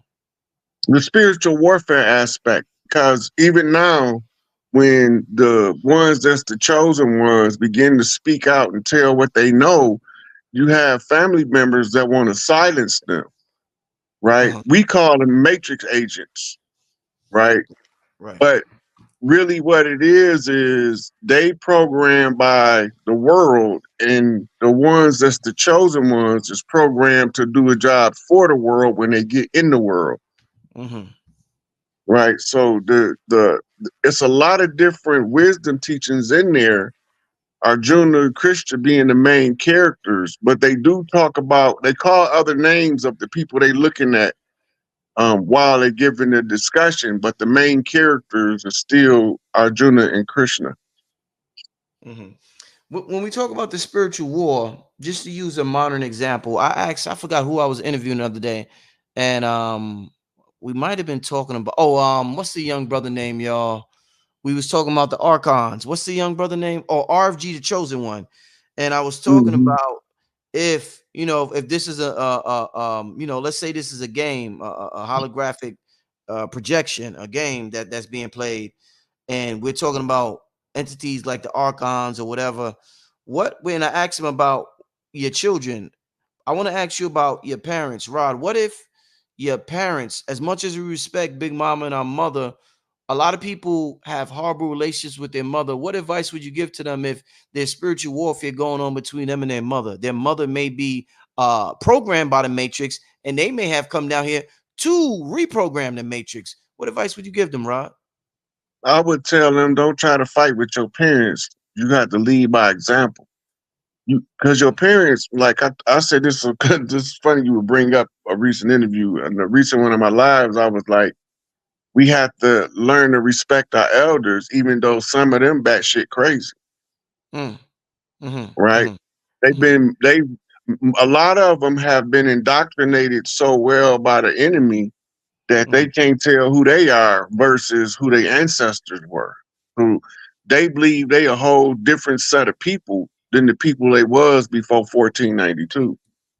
This is why we are dressed up like everybody but the organic originals from the land. Right. Indeed. Somebody in the chat, and this was actually one of the things I want you to touch on. Where's it at? Where's it at? I want to bring this up right away, right now, since you brought it up. Can you talk about the three modes, since we're talking about the Bhagavad Gita, the three modes of material nature? Yeah, so that's the same. Material is the same as the states of matter, solid, liquid, and gas. We look at those as the solid being earth, the liquid being water, which is the symbol for spirit, the steam being the emanating source of all. So as we go through the three folds of the material world, we become in tune with our a higher consciousness that would be in this third state of matter, which would be a gaseous state, what we call the nine ether. Right. So the nine ether is the oversoul, overspirit, the collective unconscious. Then you have the water, which is the symbol for spirit in the physical world. And then you have the earth, which is solid matter, which the human body has all three components, plus the fourth element of fire, the fifth element being the ether. Right. So those three states of matter are also states of consciousness, according to your spiritual development. You know, a quick question. It's a little off topic from the Bhagavad Gita, but it came to my mind, so I guess it's meant for me to ask you. A lot of people call us non-ether beings. I've heard a lot of people refer to us through the years of me being in this, you know, study as non-ether beings, and they refer to our hair as non-ether hair. They refer to it as antennas. I always wondered, Rod, you know, our hair spirals. We learning more and more about the importance of the spiral and the coil and things of that nature. Why when we're born, when we first incarnate into this realm and we take on this avatar, why when as a baby coming out the mother's womb, out the portal, why is our hair straight and it takes a while to develop that spiral, that galaxy spiral? Why don't we come down here with the non-ether? Why does it take a year or 2 or 3 and then you see the hair spiraling more and more? That's only certain ones. I was born nappy hair. Okay. I was born with nappy hair. My mom was calling me a little raisin head boy, talking about nappy hair. Yeah. Right. So that's based on you sitting in the amniotic fluid. Hair tends to relax in water. Right. Okay. So when you've been in there for 9 months, it's going to take a while for the oils and the air from around it to interact with the hair itself to cause it to change state. But normally the ones born with straight hair, they end up with what's called curly locks. That's like 8 ether. Right. The 9 ether is the real tight stuff. What they call it, BB shots and robo knots. You remember that? Yeah. Oh yeah, BB shots. I ain't hear that in a while. BB shots. I ain't hear that in a while. Since Martin, the sitcom Martin. Oh man. Wow. Yeah. So, but that's the 9 ether. The true 9 ether, they don't really grow long hair. They normally have naturally short hair and naturally don't grow long. But some of us, when we right between 8 and 9, we can grow a big afro. You know, and then if you really look at the afro is the attempt to straighten out the kinks in the hair by using, you know, picking it out, you know, poofing it up, and then pack it down, because they don't know nothing about packing the afro down, you know, to make sure that it's symmetrical, you know. Right. But when you grow up in the 70s, you've seen it firsthand. Everybody tending to their afro. My whole family had afros in Chicago. Yeah. Afros used to be real big. You know, the universe. I was talking to Dr. B the other day. I told Dr. B, I said, if you look at the universe, like, you know how they say the universe is a brain, and they'll show the brain with the neurons coming out, then they'll show the universe. The universe almost looks like an afro, Rod. That shit look like one huge afro that keeps going, Rod. Yeah, so that's dark matter. Yeah. That's dark matter. You gotta remember, it's just like being inside of the uterus. We just inside of a bigger version called creation, right? And the only way you can get in is through a portal. Yeah. But creation itself is a galactic portal, right? So Prime Creator filters down information and puts the rest of everything in order by utilizing a agency of man in the realm of humanity in order for us to fix the problems. So we got at the close of last age, so the Piscean age closed out now. We in the early days of the Aquarian. The energy ain't fully hit yet, but it's revving up. And this is being told by the solar flares, by the Schumann resonance, by the electromagnetic field that they call the Van Allen belt. The Van Allen belt is doing all kind of stuff different than it normally does. That's the Pleiadian light lock. When they be talking about we in the dome, if we was in the true dome, at the bottom where the dome meet the earth, you would have a perpetual air spiral all the way around. Right. Then they want to use the echo effect of a pop bloom in a hollow chamber. But the reason why that's not a good experiment to explain us being in the dome is because when it thunder in New York, you don't hear it in LA. Right. Right. And the reason being is it's called the dissipation of sound. If you was in the dome and the thunder was being echoed through the dome, when it strike one place, you would hear it every place. Right. So the sheer volume within inside the confines of atmosphere is so vast that the sound can't travel simultaneously from New York to LA for you to hear the thunderstorm that's taking place in New York. It's the same. You can't hear the thunderstorms that's happening in Australia, but if we was in the dome and the sound of thunder was the identifier, then once that sound of thunder go off, everybody in the dome would hear it. Right. So this is a couple of things, but the Van Allen belt is the Pleiadian light lock that they talk about, who can loose the bands of the Pleiades. Right. And it's backed up by what's called Arcturian light conjure, because they trapped us in here in order for the good ones and the bad ones to fix the problem before they left the lock. Right. So this is the war in the spirit realm being confined to a specific geography or galactic location, right, which is on the earth. So I tell people that the war in heaven on Nibiru landed on earth as a sibling rivalry up there, came to us as the war between the forces of dark and the forces of light. In other words, the light-skinned niggas versus the dark-skinned niggas. Right? So, but we ain't looking at it like that. We looking at it like some good people and some bad people is fighting it out. But they brothers and sisters and cousins and uncles and nieces and nephews. Right? This goes back to the Gita, by the way.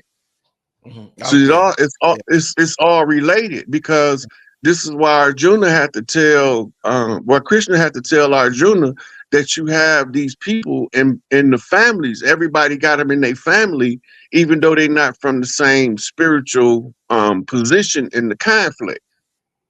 Right. So it's like it's a war between intelligence versus ignorance. Right. And they allow ignorance to run rampant until somebody come along and say, that's enough of the dumbass shit. So then we get to the point where, okay, if it's enough of doing things from the perspective of ignorance, what do we have to do now to shift to intelligence? Right. So to give you the example, they gave us something called artificial intelligence. That's 4-point quantum encryption. But the human intelligence is tied to your spiritual body, which gives you a 19-point quantum encryption across 19 dimensions. That's 19 times 19 to the 19th power. And that's why 19 is the sacred seal. Alpha meets Omega. Beginning meets the end. So we being trapped by accepting the structure of the religious dogmas that they gave us without questioning it. But soon as you start questioning it, more questions are going to arise till you get to the point where it's going to be so easy to see through it. But other people that didn't go through the process, they can't see it. So now you've been separated by intelligence versus ignorance. Right. And that goes back to everything we did is predicated on divide and conquer. They divided the humans up by geography, skin color, class, ranks, system, style, all of them different means of dividing us. And we still have the ability, after all the divisive tactics used to make us the worst, we still have the capacity to love each other and not care that other people don't want you to love somebody. Right. So you might have a friend and everybody be like, man, why you hanging with dude, man? Dude, a piece of shit. No, that's my man's. He a piece of shit to you. He probably supposed to be a piece of shit to you, but he supposed to be a rose to me. He's supposed to be a diamond in the rough to me. And he ain't, everybody ain't supposed to get along. And this is one of the problems where people can't take criticism. They think everybody's supposed to kiss everybody else's ass. I have not read in my book of life, nobody else's where it say we obligated to kiss any ass. And then my mama also told me, you don't got to kiss nobody ass, but don't nobody got to kiss yours either. And I felt that. That sounded legit. But when you go to church, they want you to kiss Jesus ass, Mary ass, God ass. But God don't want you to kiss his ass. Because he wouldn't have gave you those qualities of divinity that make you be able to stand on your own 2 feet. This also part of the discussion that Arjuna is having with Krishna, right? Embracing your spiritual path going to put you at conflict with people you love. It don't mean that you don't love them any less. It just means that your spiritual development, it's like outgrowing your favorite genes because you've been eating too much. You can either lose weight or you can give up the genes. Most people gonna give up the genes because trying to lose weight is difficult and don't nobody want no hard stuff. We all want to go through life and bypass the hard part, not knowing that embracing the hard part sets you up for the rest of it to be a path of ease. But the hard part got to be addressed. Right. Everybody's ducking the pain in pursuit of the pleasure. Right. Them people, they stuck to the right. And the other people, they so busy inflicting the pain that they don't care about the pleasure of others because they getting their pleasure from inflicting the pain. They stuck to the left. Right. So the goal is to bump straight. That's all. You might have did some dirt back in your younger days before you knew better, but when you know better, you obligated to do better. You can't do better than what you know. This is why it's a world of knowledge versus ignorance, intelligence versus ignorance, right? The wise versus the unwise, you know, the educated versus the uneducated. But then you got to look at education because you got what's called compartmentalized education. Back in the day when we was the husband on the farm and we tended to the farm, we knew how to do everything required to run the farm, from build the barn to cook the dinner to wash the, we knew how to do it all. But now we have to specialize in something. That's to limit the capacity of your mind to connect 2 fields of knowledge together in the unified field concept in order for you to use your automotive skills, your cooking skills, your fishing skills, your hunting skills, in order to navigate life. The more skills you have, the more you are adaptable and prepared for the more varying circumstances of life. They teaching us that all you need to do is go to school to be a doctor or a lawyer and you good after that. No, you not.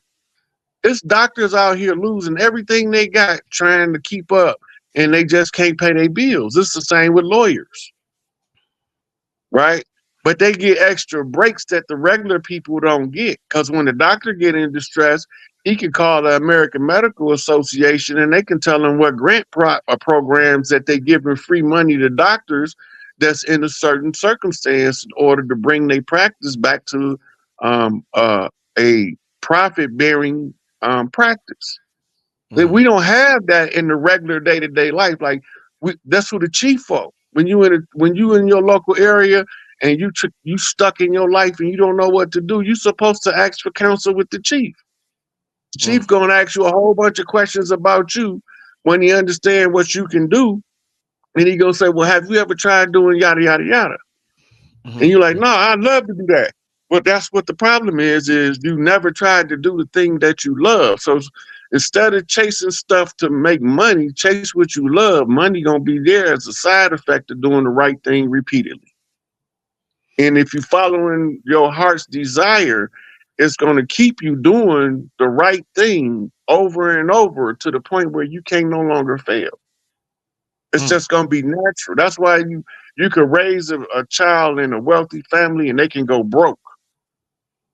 But after a while, they can't stay broke. They can't function. They have to get that bread. And they know how, based on watching their parents, that there's something in them that can allow them to become wealthy again. And this is why most people lose the generational wealth, and then another person later on in the family pick it back up, right? Because this is saying, good men create good times. Good times create bad men. Bad men create bad times, and bad times create good men. It's a cycle, right? So the more that you're willing to endure and put the work in, the more you're gonna have later in your life time to live your life instead of your life living you. Most of us, our life is living us, and we was given that life by the designers of this matrix. It's not the life we chose. It's not our best life scenario. Mm-hmm. And most people scared to pursue their best life scenario because they all want a safety net. Ain't no safety net when you walk on a tightrope across the Grand Canyon. You either gonna make it or you ain't. But you don't know if you don't try. Rod, the Bhagavad Gita is a 700 verse sacred Hindu scripture, and you said it's part of a Indian epic called the how do you say it? Mahabharata. So we have. I can't pronounce it like they pronounce it because I don't talk with the Indian. But so Rod, so we have in 2024, we're talking about the Bhagavad Gita. We also have to keep in mind we have Indian woman by the name. They say she's a black Indian woman by the name of Kamala Harris running for president. Is there any connection? Is there any prophecy being fulfilled with Kamala being in position to being the first woman Indian president with the name? Like we think about Kali Yuga, her name is Kamala Harris. Is there any prophecy being fulfilled if she becomes president, or just the fact that she's running? It's in India. It's the story of Kamala Devi, which was a goddess. But in the Christian Western tradition, it's the whore of Babylon. Right. So when you look in Revelations, you want to know where you at. Go to the chapter to talk about the whore of Babylon and the fall of the whore of Babylon. That's where we at. So Kamala represents the whore of Babylon? Yeah. Whew. That's why Joe Brown had to tell you that she sucked her way to the top. She's a Hawk Tua chief. She a Hawk Tua chief. Oh man. But look, we be at her head. But first of all, there's more than one Kamala Harris, and one of them is a man. And this is the secret of the whore of Babylon. Don't start that, Rob. Please don't start that. Oh man, don't say that, Rob. It's more than one Kamala Harris, and one of them is a man.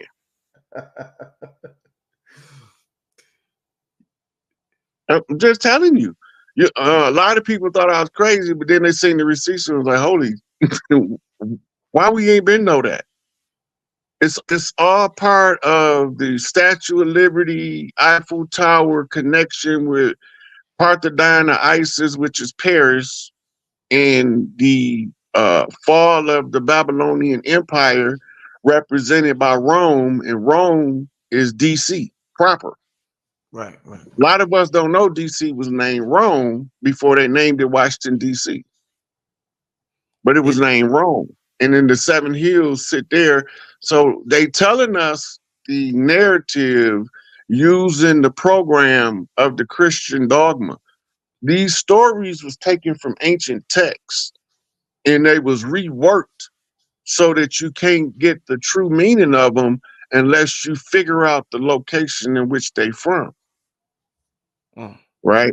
We talk about the Gita, but if you go back to the book of Daniel and it say in the one was hewn from the mountain without the hands of a workman, right? And he rolled down from the mountain to strike the feet of iron and clay, right?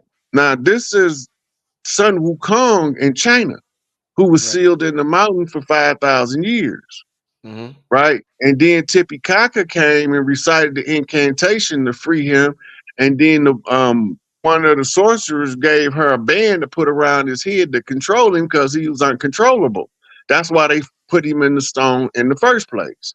But when you get to India, it's no longer the story of Sun Wukong. Now it's the story of Hanuman. Hanuman being the handyman, being the man capable of doing all of the things that need to be done in order to solve the problem. He's able to draw from spiritual sources as well as physical sources and able to put the story together. So when you get over here, you see the monkey and the eagle in the Nazca lines, and the monkey is symbolic of the monkey mind, the Sakoma, and the eagle is symbolic of the phoenix taking flight on the awareness that the monkey mind is the untamed mind that you need to tame in order to attain the wisdom required. So in the Sun Wukong story, he journeyed to the west to recover the 10 scrolls of wisdom.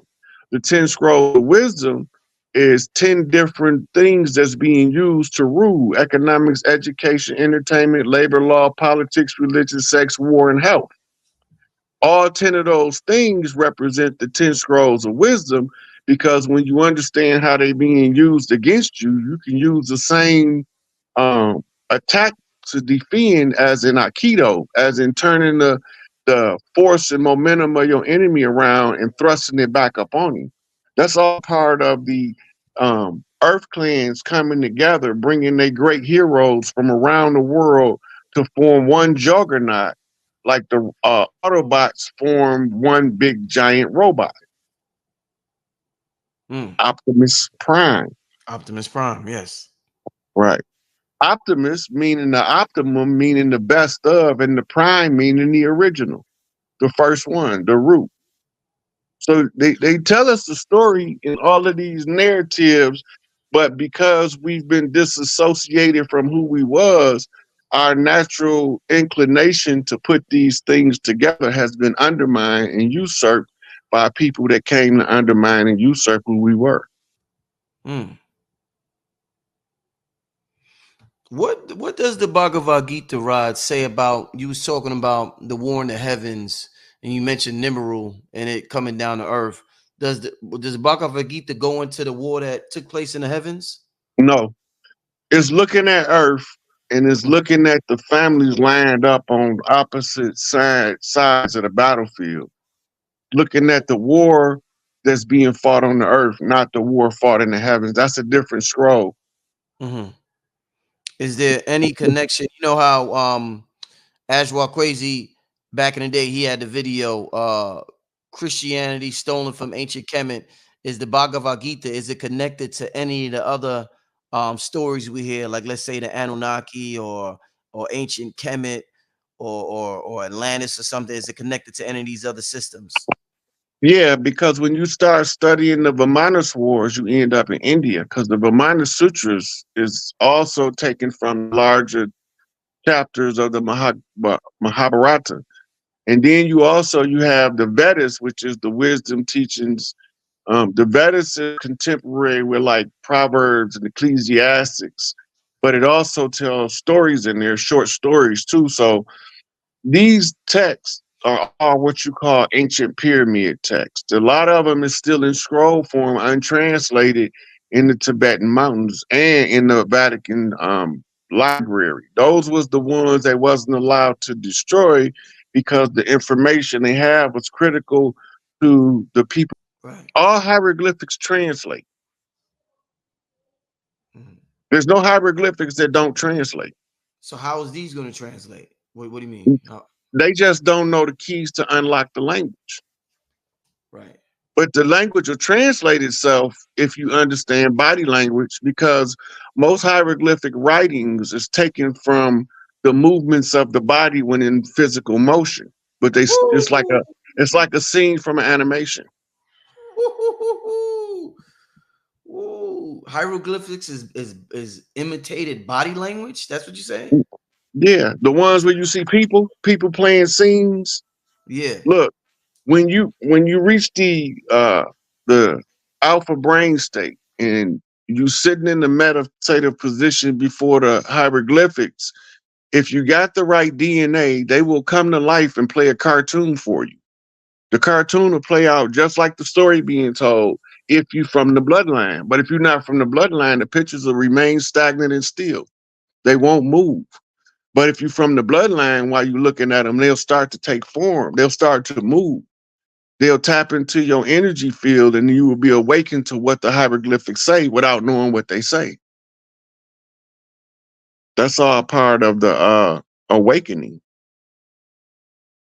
When I say cartoon, I mean animated, like The Simpsons, or matter of fact, they even got an ancient hieroglyphic depiction of Marge Simpson. That blew my mind. Wow. What do you think about? I had a brother who writes light language, and he wrote some things down, Rod. What do you think about individuals who they go into this automatic writing and they write this language that we may not know what it is? That's readable. It looked like gibberish, but it's readable. It's readable. It's full of symbols. So what he's doing is channeling, but he's not translating the channel. Right. So it's like you put your VCR in to record Big Time Saturday Night. You thinking you finna record wrestling, but you recorded the Spanish, what they call Sábado Gigante, Giant Saturday, the Big Saturday. So yeah, and now you got it on the video. You know what the hell they saying because you don't speak Spanish. Right. Gotcha. But you got another sense. By watching what's going on, you might not speak the language, but you can grasp the basics of what's being displayed in the foreign language. It's the same with that type of channel. If he got to learn that language one symbol at a time. And then it won't be all over the page like that. It's going to either be from top to bottom, from bottom to top, from right to left, or left to right. It won't be all over the page. That's because he haven't tuned in to what the channel is telling him. He's just, going into what they call an autotonic state, where he just automatically put it on there. He has to learn that language. That's his higher consciousness talking to him in an ancient tongue that we haven't used in thousands of years. Right? Yes. Consciously, he don't know what it means, but subconsciously, he know what every one of them things mean. Shout out to the brother Dave. This brother, he brought this to the Gathering of the Masters. You know what's funny? I said this on one of my previous shows, Rod. He gave this to me, and I folded it, and it got wet. I had it in my bag, and it got wet, and it was like a snowflake formed in the middle of it. Like, this is for water right here. It formed right perfectly in the middle. You know what I'm saying? So there's definitely some power in this writing and what the brother's doing. And I'm gonna tell the brother, like you said, to really tap in one symbol at a time to figure out exactly what's going on here, man. It's a book called Encyclopedias of Occult Symbols. That's what he needs, because he'll see almost all of those symbols in there. And then where you got variations, that's from the twist of the handwriting. Right. So I might write cursive, and my slant in my cursive might be to the right, but you might write cursive, yours might be slanted to the left. Right. So you got to understand the variations like that. And once you understand those variations, when you see the symbol, now you can use what's called the mirror principle, same but different. Right. That's what calligraphy is. Right. What man, wow, this is a good. Let me get to. I had a few super chat questions. Let me see. Somebody said the volcano erupted in Russia signals the awakening of the bear, his cosmic roar. Aquarius, the water bearer, has tsunami warnings in Pacific Ring of Fire. What's your thoughts on this, Rod? I don't know what's going on with this.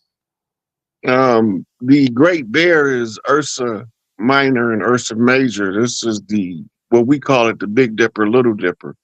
And the galactic timing in the age of Aquarius is normally signaled by a lot of water phenomena, floods, rainstorms, atmospheric river overrunning atmospheric banks, pouring out on the earth.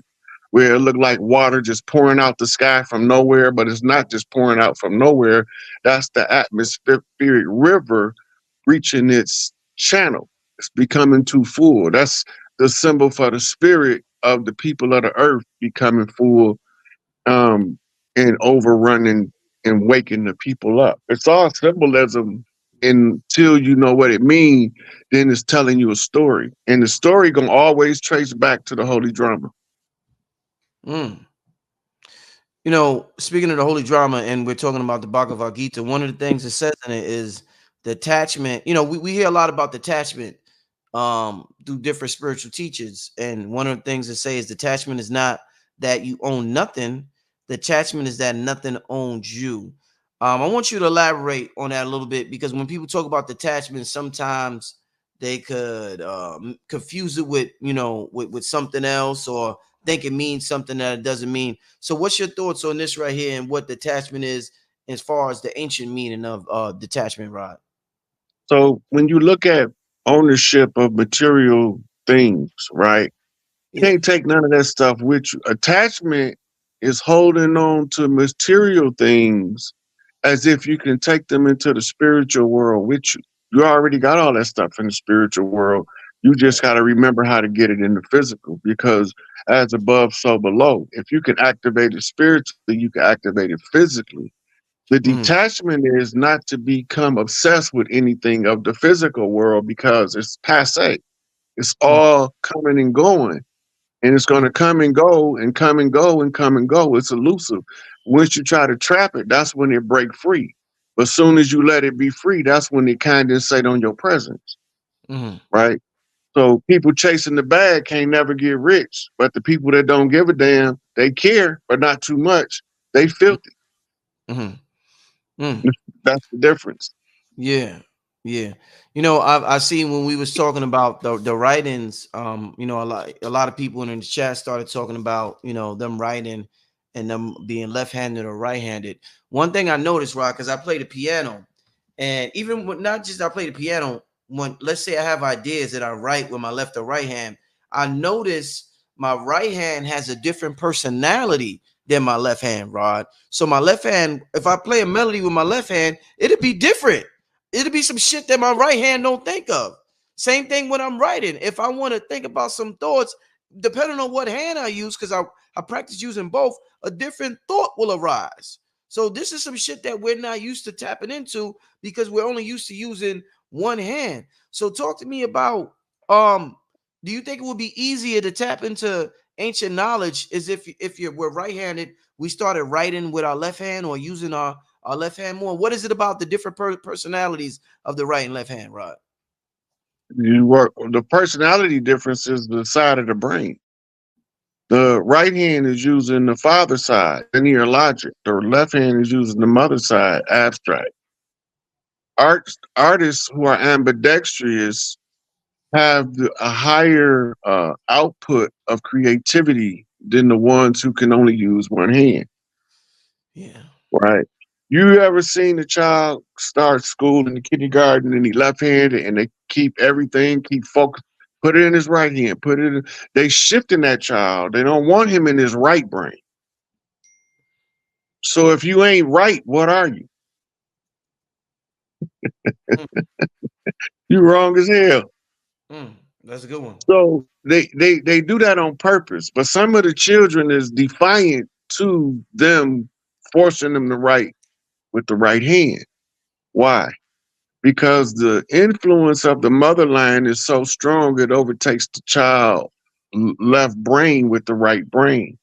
So now they right brain dominant. They more abstract. They more apt to be proficient in the arts and the entertainment field than they are in science and technology. Right. Yeah. Wow. So you look at your left hand, that's your feminine expression of your higher self. When you look at your right hand, that's your masculine expression of your physical self. So it's the spiritual you and the physical you. We used to be ambidextrous, but that was systematically attacked by the patriarchs to try to keep us from ever accepting matriarchal influence by turning off the right brain of as many masculine entities as possible, then rape them to ruin them, physically rape them to ruin them.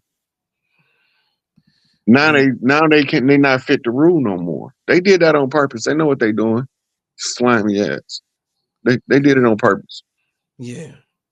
That's why you always hear me call out them rogue pedophile cross-dressing drag queen priests.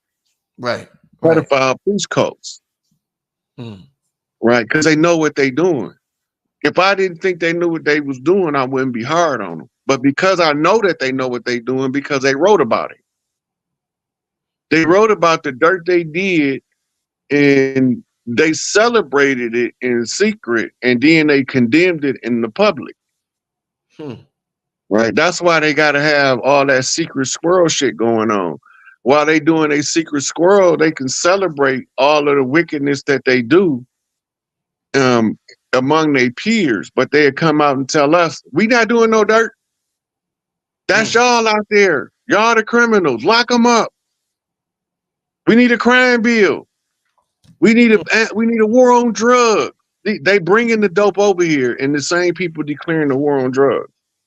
They're creating circumstances and situations. That way you don't have to micromanage anybody. Yeah. You could create the condition, and the people will respond to the condition by nature. We've been in a perpetual state of war, but we didn't know who the enemy was, so we just fought anybody close. Yeah. So we fighting him because I wear blue, he wear red. I wear my cap to the right, he wear his to the left. Come on now. Then we find a better reason to fight each other.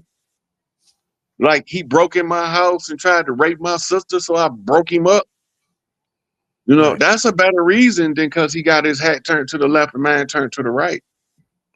He from a different tribe than I'm from. They turned us against each other. They deliberately sent infiltrators in these programs. They wrote about them.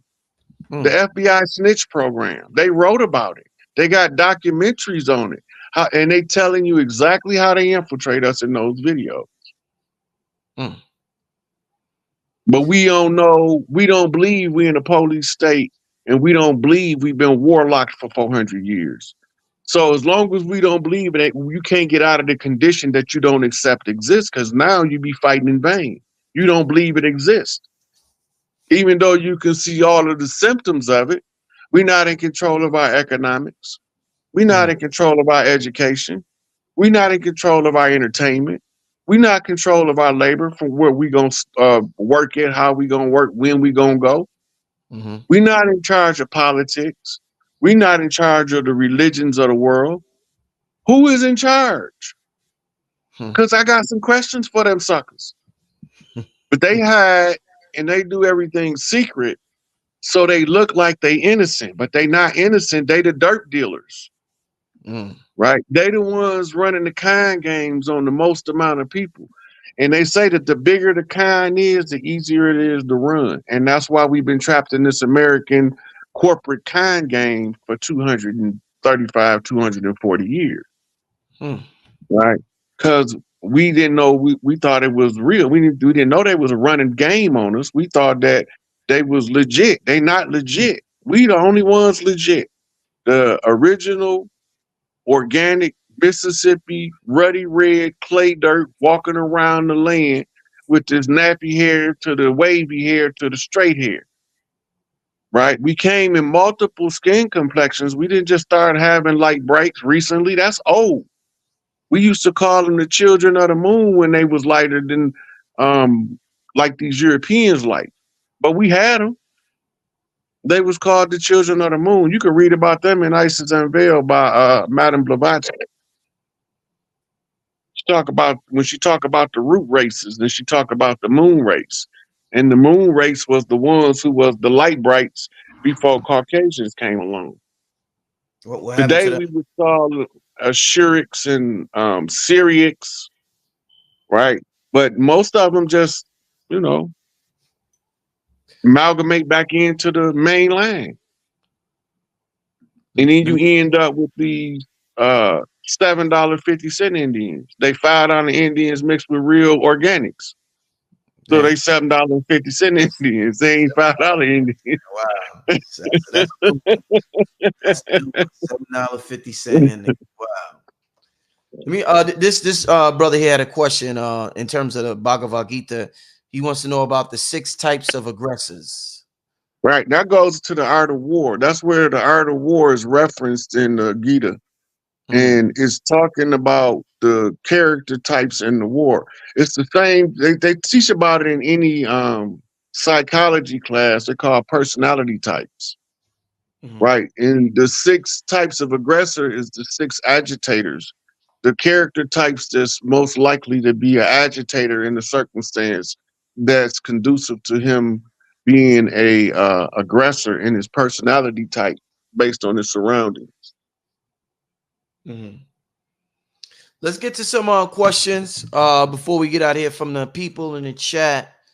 Let me put my brother Rod Hayes Cash App up here for those who inquire about donating. Let me see, SikApe.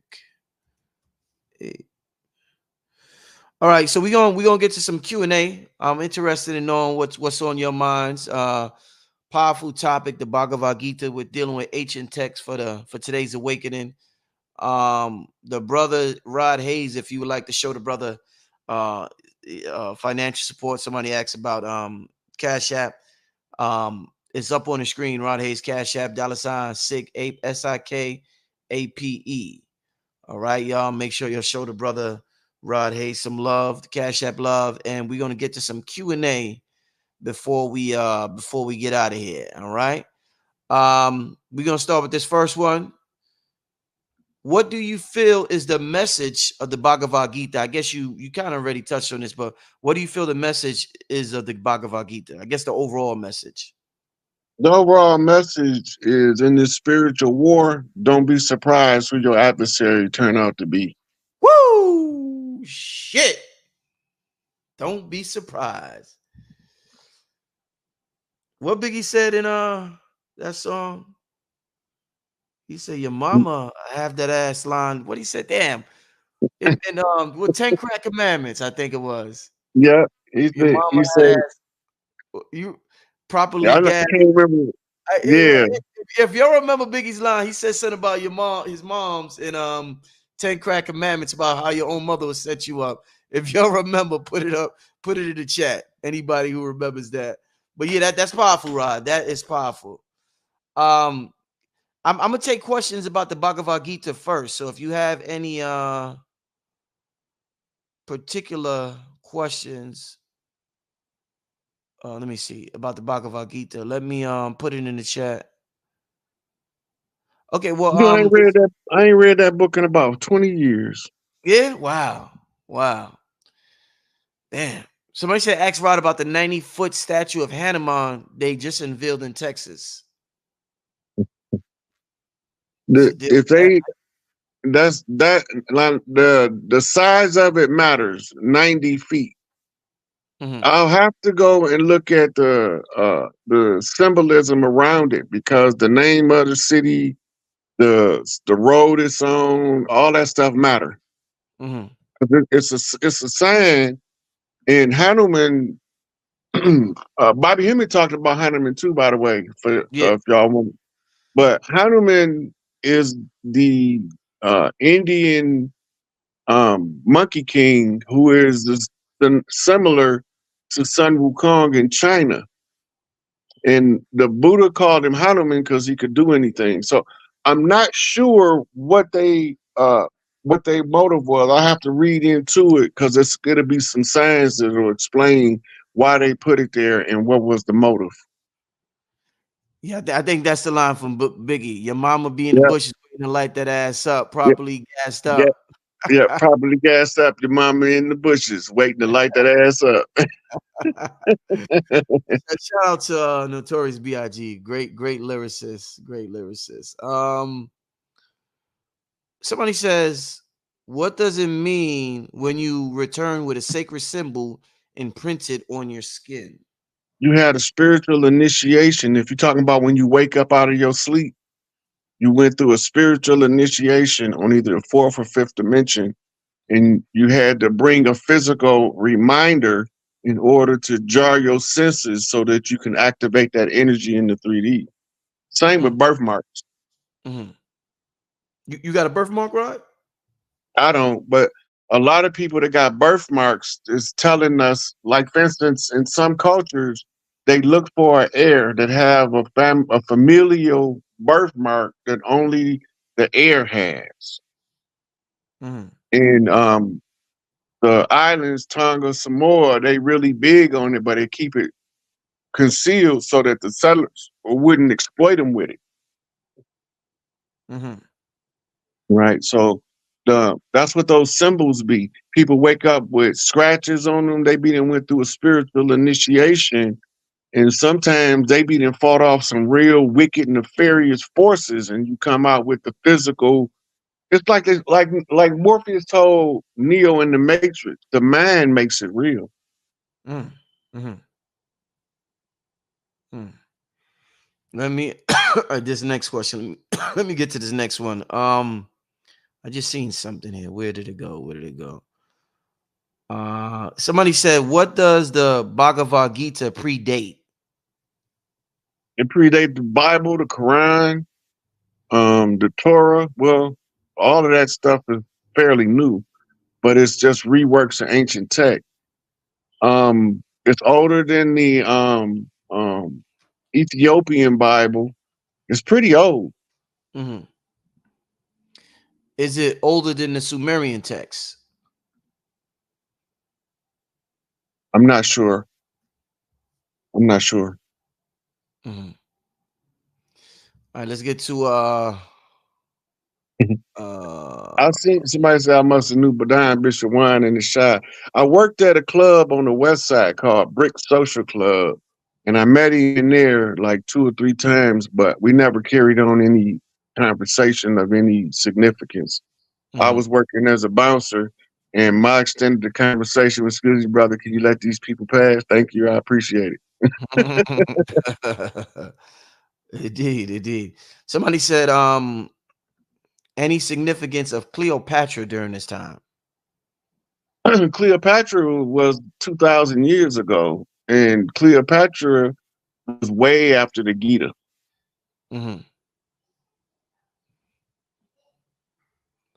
What because Sanskrit is the oldest language that's still spoken. It's the oldest language that's still spoken from the ancient world. What? All of these other languages, Latin and Greek and the derivatives, those are all languages that's under 4,000 years old. What's the oldest language? What are you talking about? Sanskrit, the language that the Gita is written in. Sanskrit, okay. Right. It's the oldest continuously still spoken language. You have some ancient cultures around the world, but a lot of us has been infiltrated by foreign additions to the local language.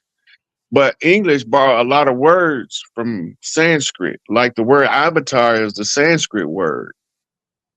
Avatar. I know that. Yeah. Avatar is a Sanskrit word. It's not English.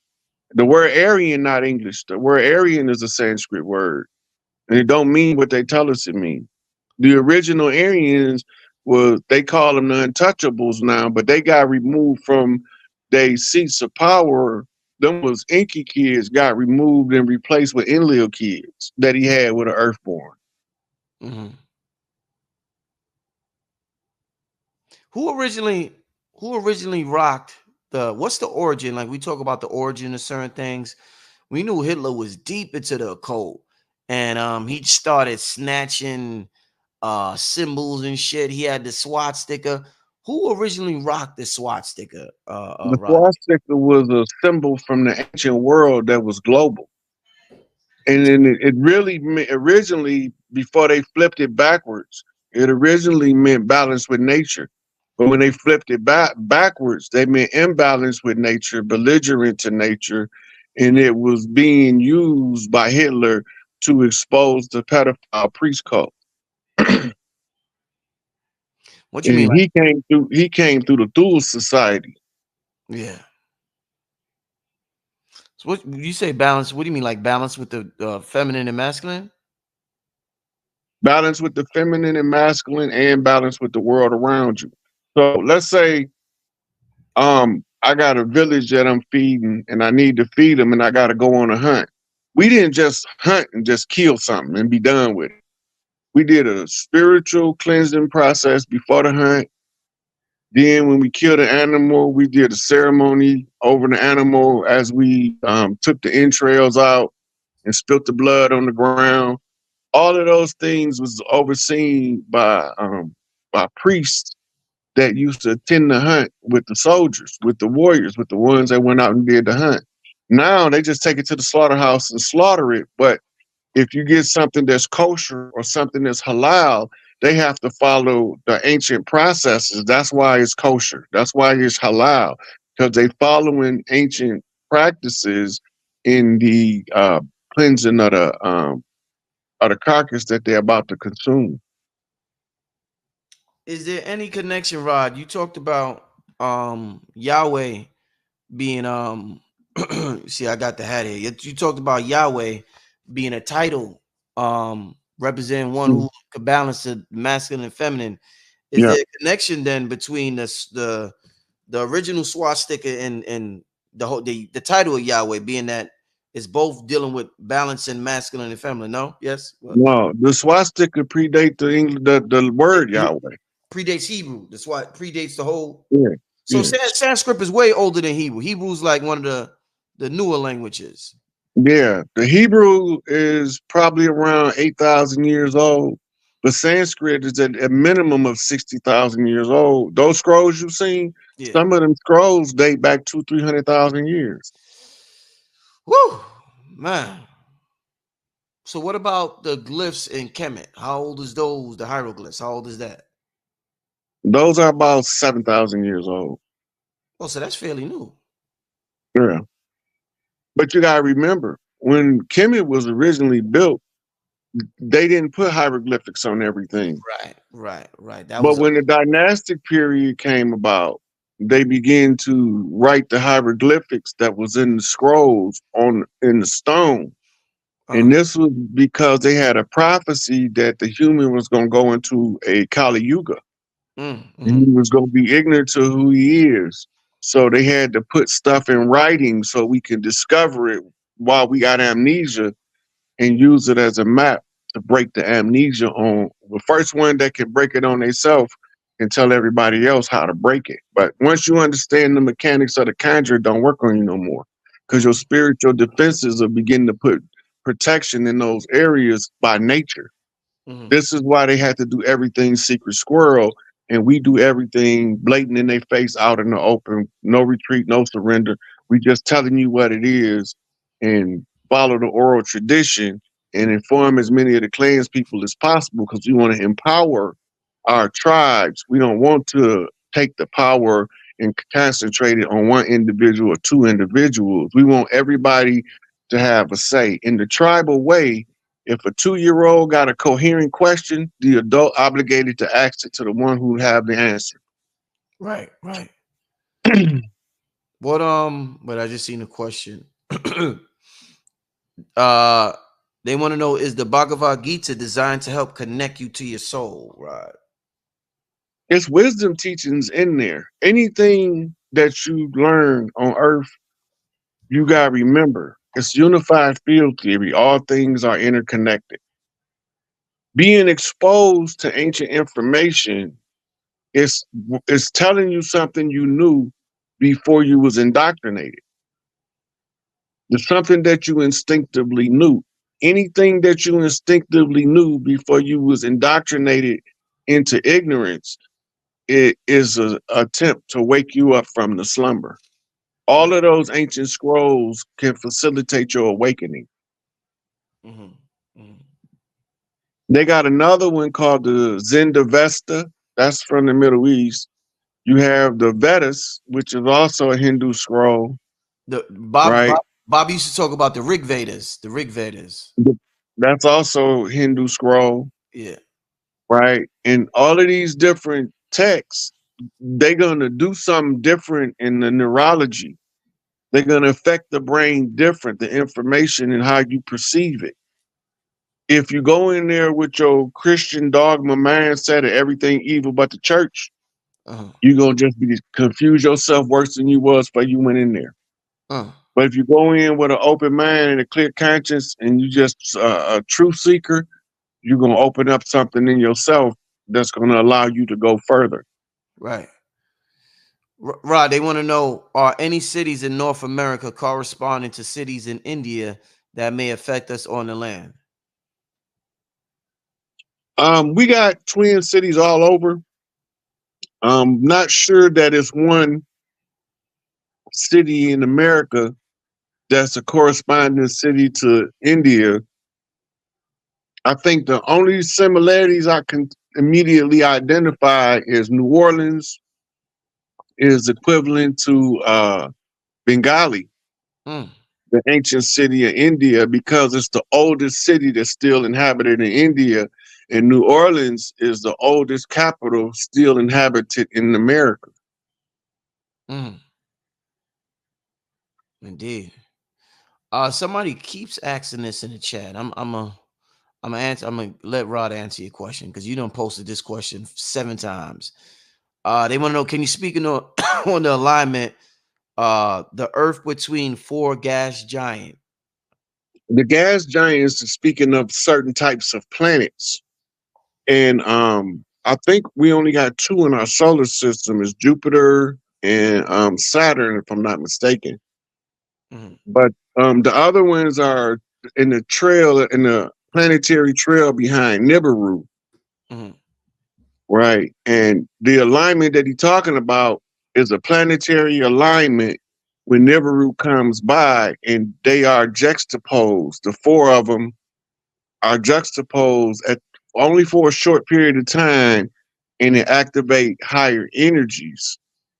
But the specifically, that's happens every probably 36,000 years or so, whenever Nibiru makes its orbit. Right. Somebody said, can you speak on taste mentioned in the Gita? Bittersweet, sour, etc.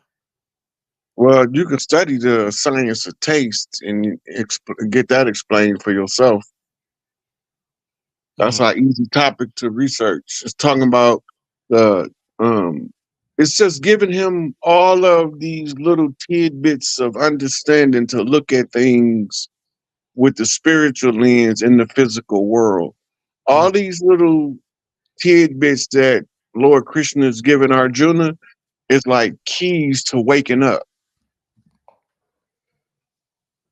You looking at taste, you look at sound, smell, sight, you're talking 5 senses. And this is just the breakdown of the sense of taste. Indeed. This is a question for me. Somebody said, Brother Rich, have you sent out the replay of the gathering? But I haven't received the replay. I started sending them out. You'll get the files are actually they're like 50 gigabytes. So I'm sending out a download. So it's taking a little longer. But half of y'all probably got it. That's in the chat. But you will get it soon, Nelly Barker. You will get it soon. But I am in the process of sending it out. So you will get it soon, Nelly Barker. Somebody says, what did they call the land of India in Bhagavad Gita? I don't remember. They got a name for it in there, but I don't remember. Okay. Let's see what else. About this. Does Rod know anything about some called mitochondrial Eve? That's just the oldest continuous line from women that's been tested from around the world. The common mitochondrial ancestor is known as mitochondrial Eve. They got a National Geographic edition and a documentary on mitochondrial Eve, and they got one on what they call primordial Adam. Indeed. All right, we're gonna do 2 more questions, then we're gonna get out of here. Somebody said, can Rod touch, where's it at? on geomancy? Can Rod touch on geomancy? That's the magical science, earth magic science, using the earth element as the primary instrument of your magical practice is called geomancy, or charming of the earth. Is what it translates as, earth charming. Indeed, indeed. All right, all right. All right, last question for the night. Are there what y'all be saying? Are there two space and outer space above us and inner space in the ocean? Do you understand this? I don't. I have no fucking clue what that's saying. Brother, y'all gotta, I told y'all this before, the grammar. Y'all gotta, I know y'all gotta get this so we could understand, what y'all saying. You gotta get your grammar together. Let me see. Yeah.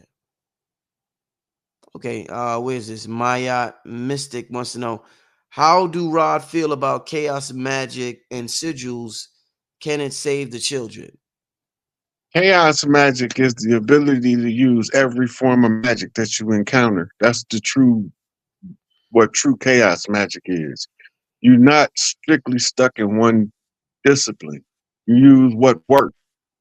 And sigils is a badass science. That's one of the coldest stuff, because you can activate the sigil, you can write the sigil, and you can use the sigil indefinitely, and it's going to work.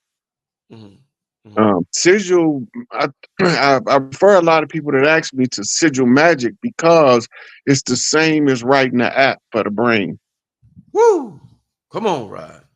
It's the code, it's the app code to create symbols that the brain can gather all this information from. Powerful, powerful. I was just taking notes when you said that.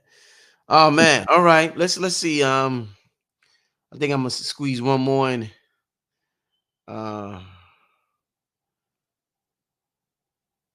Okay. Somebody said, can Rod touch on the 3 types of hearing according to Hinduism? I don't know about that. I never heard of that. I'm not sure what they're talking about. Hinduism got so many different sciences within its teachings. Yeah. And then you got the ones who follow Kali Ma, the Thuggy, and you got the Brahmins. Then you got the ones that's practitioners of Siva, and they all got different sciences that teach different ways, right, according to the their doctrines, and each one of them got different doctrines. Hinduism, it's not really a religion. Like a religion is used to control people. Hinduism is used to break people free spiritually, but they stuck in the caste system because that's a conjure.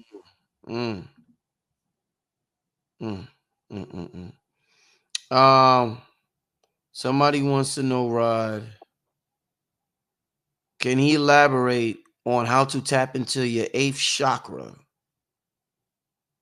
First, you got to worry about the 7 chakras before you start dealing with the 8, 9, 10, 11. Right, which is actually the chakras in your palms and your feet. The other 4 take you to 11. Right, but some people believe the 8th chakra is about a foot above your head at the exit of the auric field. But that's not the case. It's so many more chakras in the physical body before you start counting the chakras that are in your etheric body. Right. So that's like subjective to school of thought. And any chakras in your hand, Rod? You talk about the palm, your feet. Any chakras in your hand? Right in the center of your palm. Right in the center. Right there. Yeah. If you face your palms together and you focus, you could feel it. That's your chi. The stronger you can make that power between the palms, the stronger your auric field is, your spirit body. And that exercise of pushing the palms until you feel that energy field, that's an activation. Once you get it activated, you keep doing it, the stronger you can get it. I mean, people can break the field, it'll literally raise the hair up on their arms in the early stages. But when you get good, you can turn it hot, you can turn it cold, you can make it produce scents, or you can make it produce moisture. All kind of stuff you could do just with the two chakras of the hand. The feet chakra is designed to communicate with Earth, specifically to communicate with Earth. That's why everybody will tell you the ground, tell you to take your shoes off. Because the chakras on the bottom of your feet, it's like every time you standing on the Earth, you plugged in to the Earth field. But when you put the rubber barrier of the soles of the shoes between it, you break the current. It's one of the tools that they use to accelerate our process of aging by cutting us off from the Earth. Right. So, all right. So we all know about healers. We hear the story about Jesus. Last question is coming from me. We hear the stories about Jesus laying hands on people. You know, hands. You just talked about the chi coming out of our hands. You lay hands on people. Sometimes if you give a person a massage, they feel 1,000 times better after you touch them. You rub them or whatever. So if we're known for thousands of years of healing people with our hands, something else that needs healing is, and that's depleted, is our soil. Can we heal the soil with our hands? Can we lay our hands? Because we hear about the feet, but can we lay hands on our soil and heal the soil the same way we do healing people with our hands, Rod, in order to get better food? It's a different mind frame and it's a different energy projection. The easiest way to heal barren soil is get you some moringa leaves. Right. Moringa is like a miracle fertilizer for barren soil. Right? And you could take powdered moringa, mix it with water, saturate some dead soil that won't grow nothing, and all kind of greenery will start popping up. Yo, I already made up my mind, Rod. I don't care what nobody say. This is what I'm gonna do when I start cooking food. Check this out. I'm gonna, and I'll be, I think like a musician, and me and Dr. B be kicking in about, I even asked Dr. B about, instead of saying affirmations, singing affirmations to your DNA and to your genes and shit. The same way you get the girls' panty wet and you make the girls go crazy, you might be able to make yourselves go crazy by singing in them or whatever, in a good way. This is what I'm gonna have when I have my farm, Rod. I'm gonna hire some singers and I'm gonna have them sing out in the fields over the place. They say during so-called slavery, we used to sing in the fields. I'm gonna hire people to sing in the fields where the food is at, Rod. They keep blaming everything we do on slavery. We were singing to the earth long before slavery was a concept. There you go. Right. We've been using the agency of sound at least 100,000 years to affect change in the physical reality. That's when they say speak a thing into existence. When you go to Kemet, they talk about the Husi, authoritative utterance with the exceptional insight. And all around the world, Kali Ma with her tongue hanging out, the mother's rage, where she calling you everything but a child of God. All of it is based on sound. It's based on the sound and the vibration of the singing. It affects the animals. Music soothes the savage beast. That's real. Yo, that's true, Rod. So check it out. So you was on the show. I know I said I was gonna end that. When shit get good, go ahead, brother Rich. I ain't got nowhere to go. It was a show where it was you, Billy, Sharif, and B-Dell. And I think that was the show. Remember I was playing the recorder? So I was outside late at night and I was playing the recorder with the what do you call them? That chirping that be at night. What's that called? The crickets. The crickets. Yeah, I was recording the crickets at night, just experimenting and shit like that. Now, when you play the crickets in reverse, it's the exact same. There's no reverse. There's no reverse, bro. If I say something and I play reverse, you hear them. There's no reverse with the crickets. Explain that to me, Rod. There's no reverse. It's because it's only one pitch, one frequency. Okay. There's no other side to it. Okay. In order for you to have a reverse, you have a two-sided frequency, or else it's gonna sound the same frontwards or backwards. Right? And as you move vibrations up the sound barrier, you got sounds that affect matter, and you got sounds that don't. You got sounds that affect water, cymatics, and you got sounds that don't. Right? And these experiment with these different sounds causes different things to take place in the energy that's in your surroundings. Right? Remember, Beethoven has the side effect of causing the child's brain to operate at a genius capacity. The same with Bach and a couple more of those classical artists. They were so-called black, right? By the way, most of them was. Beethoven was a brother. Amadeus was a mulatto. Okay. It's like how much of the drop of blood you want him to have, depending on, his nature knows no color line. Yeah. Warren G. Harding was president turned the 1900s, and they hid his sister out because she was chocolate and he was vanilla. And then somebody on the campaign trail asked him if he was passing. He said, well, you asked me. Shoot, I wasn't born yet. There was a whole bunch of jumping back and forth across the fence back in them days. I could be anything. Wow. Man. Yeah, a lot of these people that we think pale faces is passing. Clark Gable, Fred Astaire, J. Edgar Hoover. There's a lot of them. They're just passing. Yeah. Jane Mansfield, Marilyn Monroe, they passing. That's why they got so much star power, because they still had that original drop that they came to get. And now, about 80% of these people we think is pale faces is passing.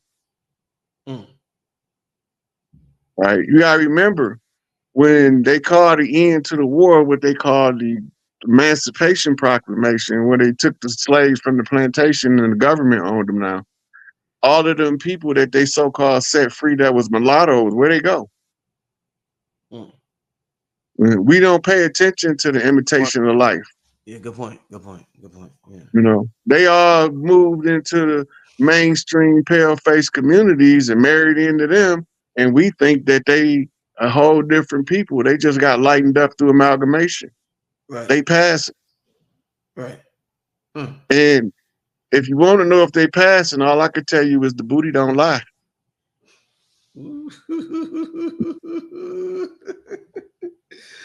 Oh man! And on that note, man, yo, Rod. By the way, yo, Rod, I gotta call you tomorrow.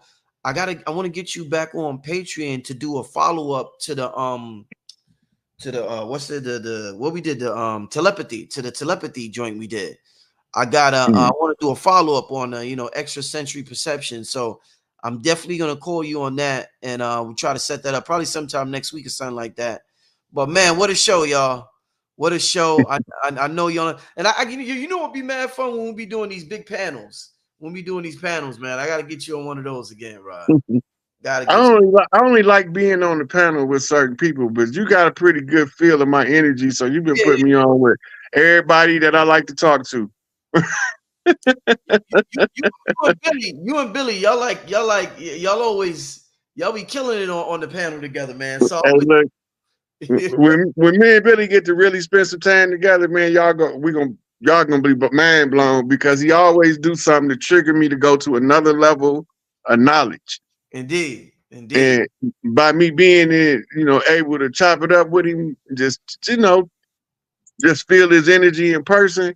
Yeah, that's gonna be powerful for me. Oh yeah. We gotta connect y'all in person, man. We gotta do something, man. Listen, Rob, man, it was a pleasure having you on here, man. Any information you want to leave the people with to contact you before you get out of here, leave it for the family? We still got about 3,000 people in the room. Shout out to everybody who's in the chat. Let the people know how they could get in touch with you, Rod. Before I do that, Rich, I want to expound on something I seen in the comments. Yes. America is not ancient Egypt. I'm going to say that again. America is not ancient Egypt. America is not Northwest Africa. Egypt ain't even ancient Egypt. Ancient Egypt wasn't called Egypt by the people that lived there. America can't be ancient Egypt when the term Egypt is a modern Greek term. Right? What it is the appropriation of global culture that took place into antediluvian world, covered the whole of the planet. The knowledge of the pyramid priests is the knowledge that built the earth. And that knowledge still exists in all continents. It's just pieces of it have been extracted, and now it's like putting together a big puzzle. The original temple of Isis was in Arizona, what we call the Grand Canyon. And there was the original pyramid complex. This was the Great Atlant that they became known as Atlantis after Plato called it Atlantis. But it wasn't Atlantis, it was the Great Atlant. Right. And the Atlanta is more properly named than Atlantis is. The people that they thawed out in Antarctica are ancient Atlanteans. They Lemurian Atlanteans. That was a flash froze civilization, and they thawed some of them people out. And then they told us this fabricated story that these people was part of an experiment of some people they brought from Africa. The same BS they told us about us over here. Them people that they was in Antarctica was already there. They already was there, frozen in the ice, and they used the cryostasis recovery method to thaw them people out. And that's when they found out that they didn't F around. Right?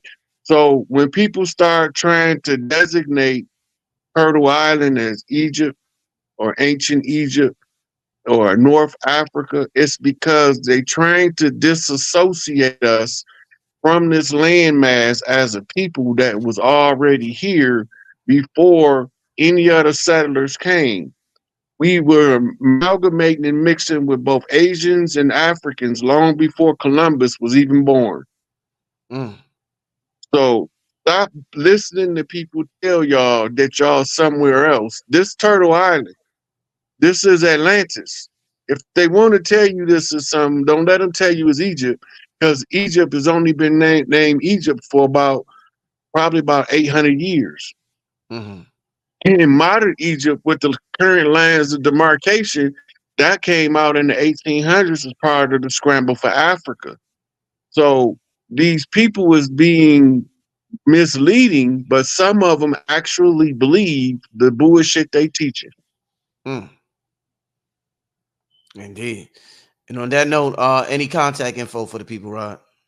Y'all can catch me on Rod Hayes on Facebook, or the SikApe, almost the same as my CASHAPP, except it got the in front of it, on Instagram.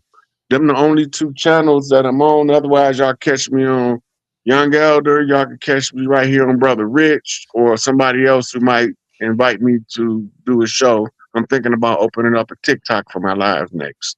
Oh, that'll be powerful. Oh man, so many people on TikTok, Rod. Oh man, I gotta get on there more too. The youth is on there heavy, Rod. Heavy, man. So yeah. Hey, Rod, thank you. I want to thank everybody for tuning in. Tomorrow, by the way, AA Rashid will be on tomorrow night, family. So tune in 9 o'clock tomorrow. I'm gonna have the brother AA Rashid.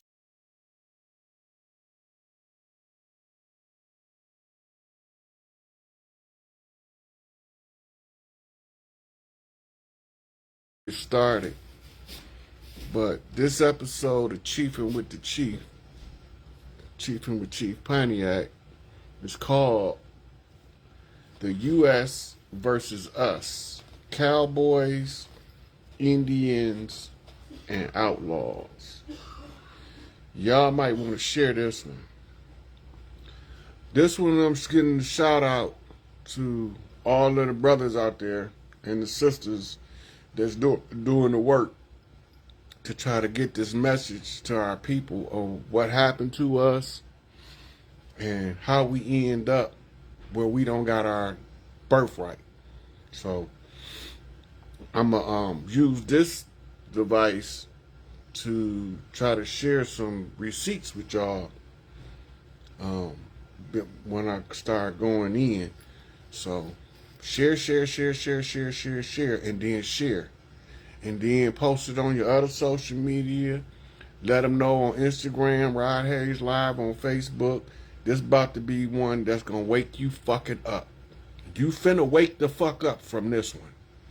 Because if you don't know we was at war, and you don't know that we was at war against the United States government, and you don't know that they the reason why we lost our identity from trying to hide from their assassins.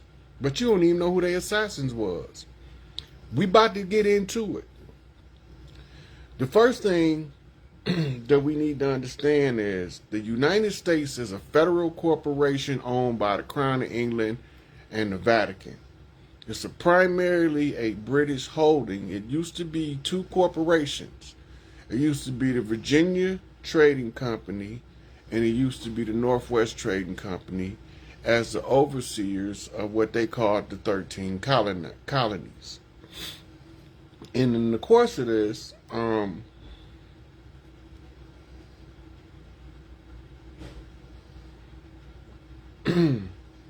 these two corporations merged in what we know as the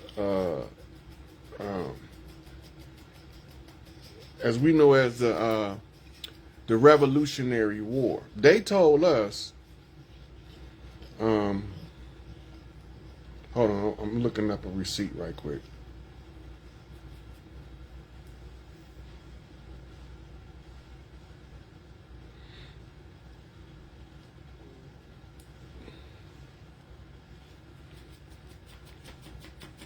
So what they told us that the Indians was scalping the paleface cowboys, and they told us that it was some people with they call Native Americans now. We call them $5 Indians because they was created by the Dawes Roll and the Dawes Act for a fee of $5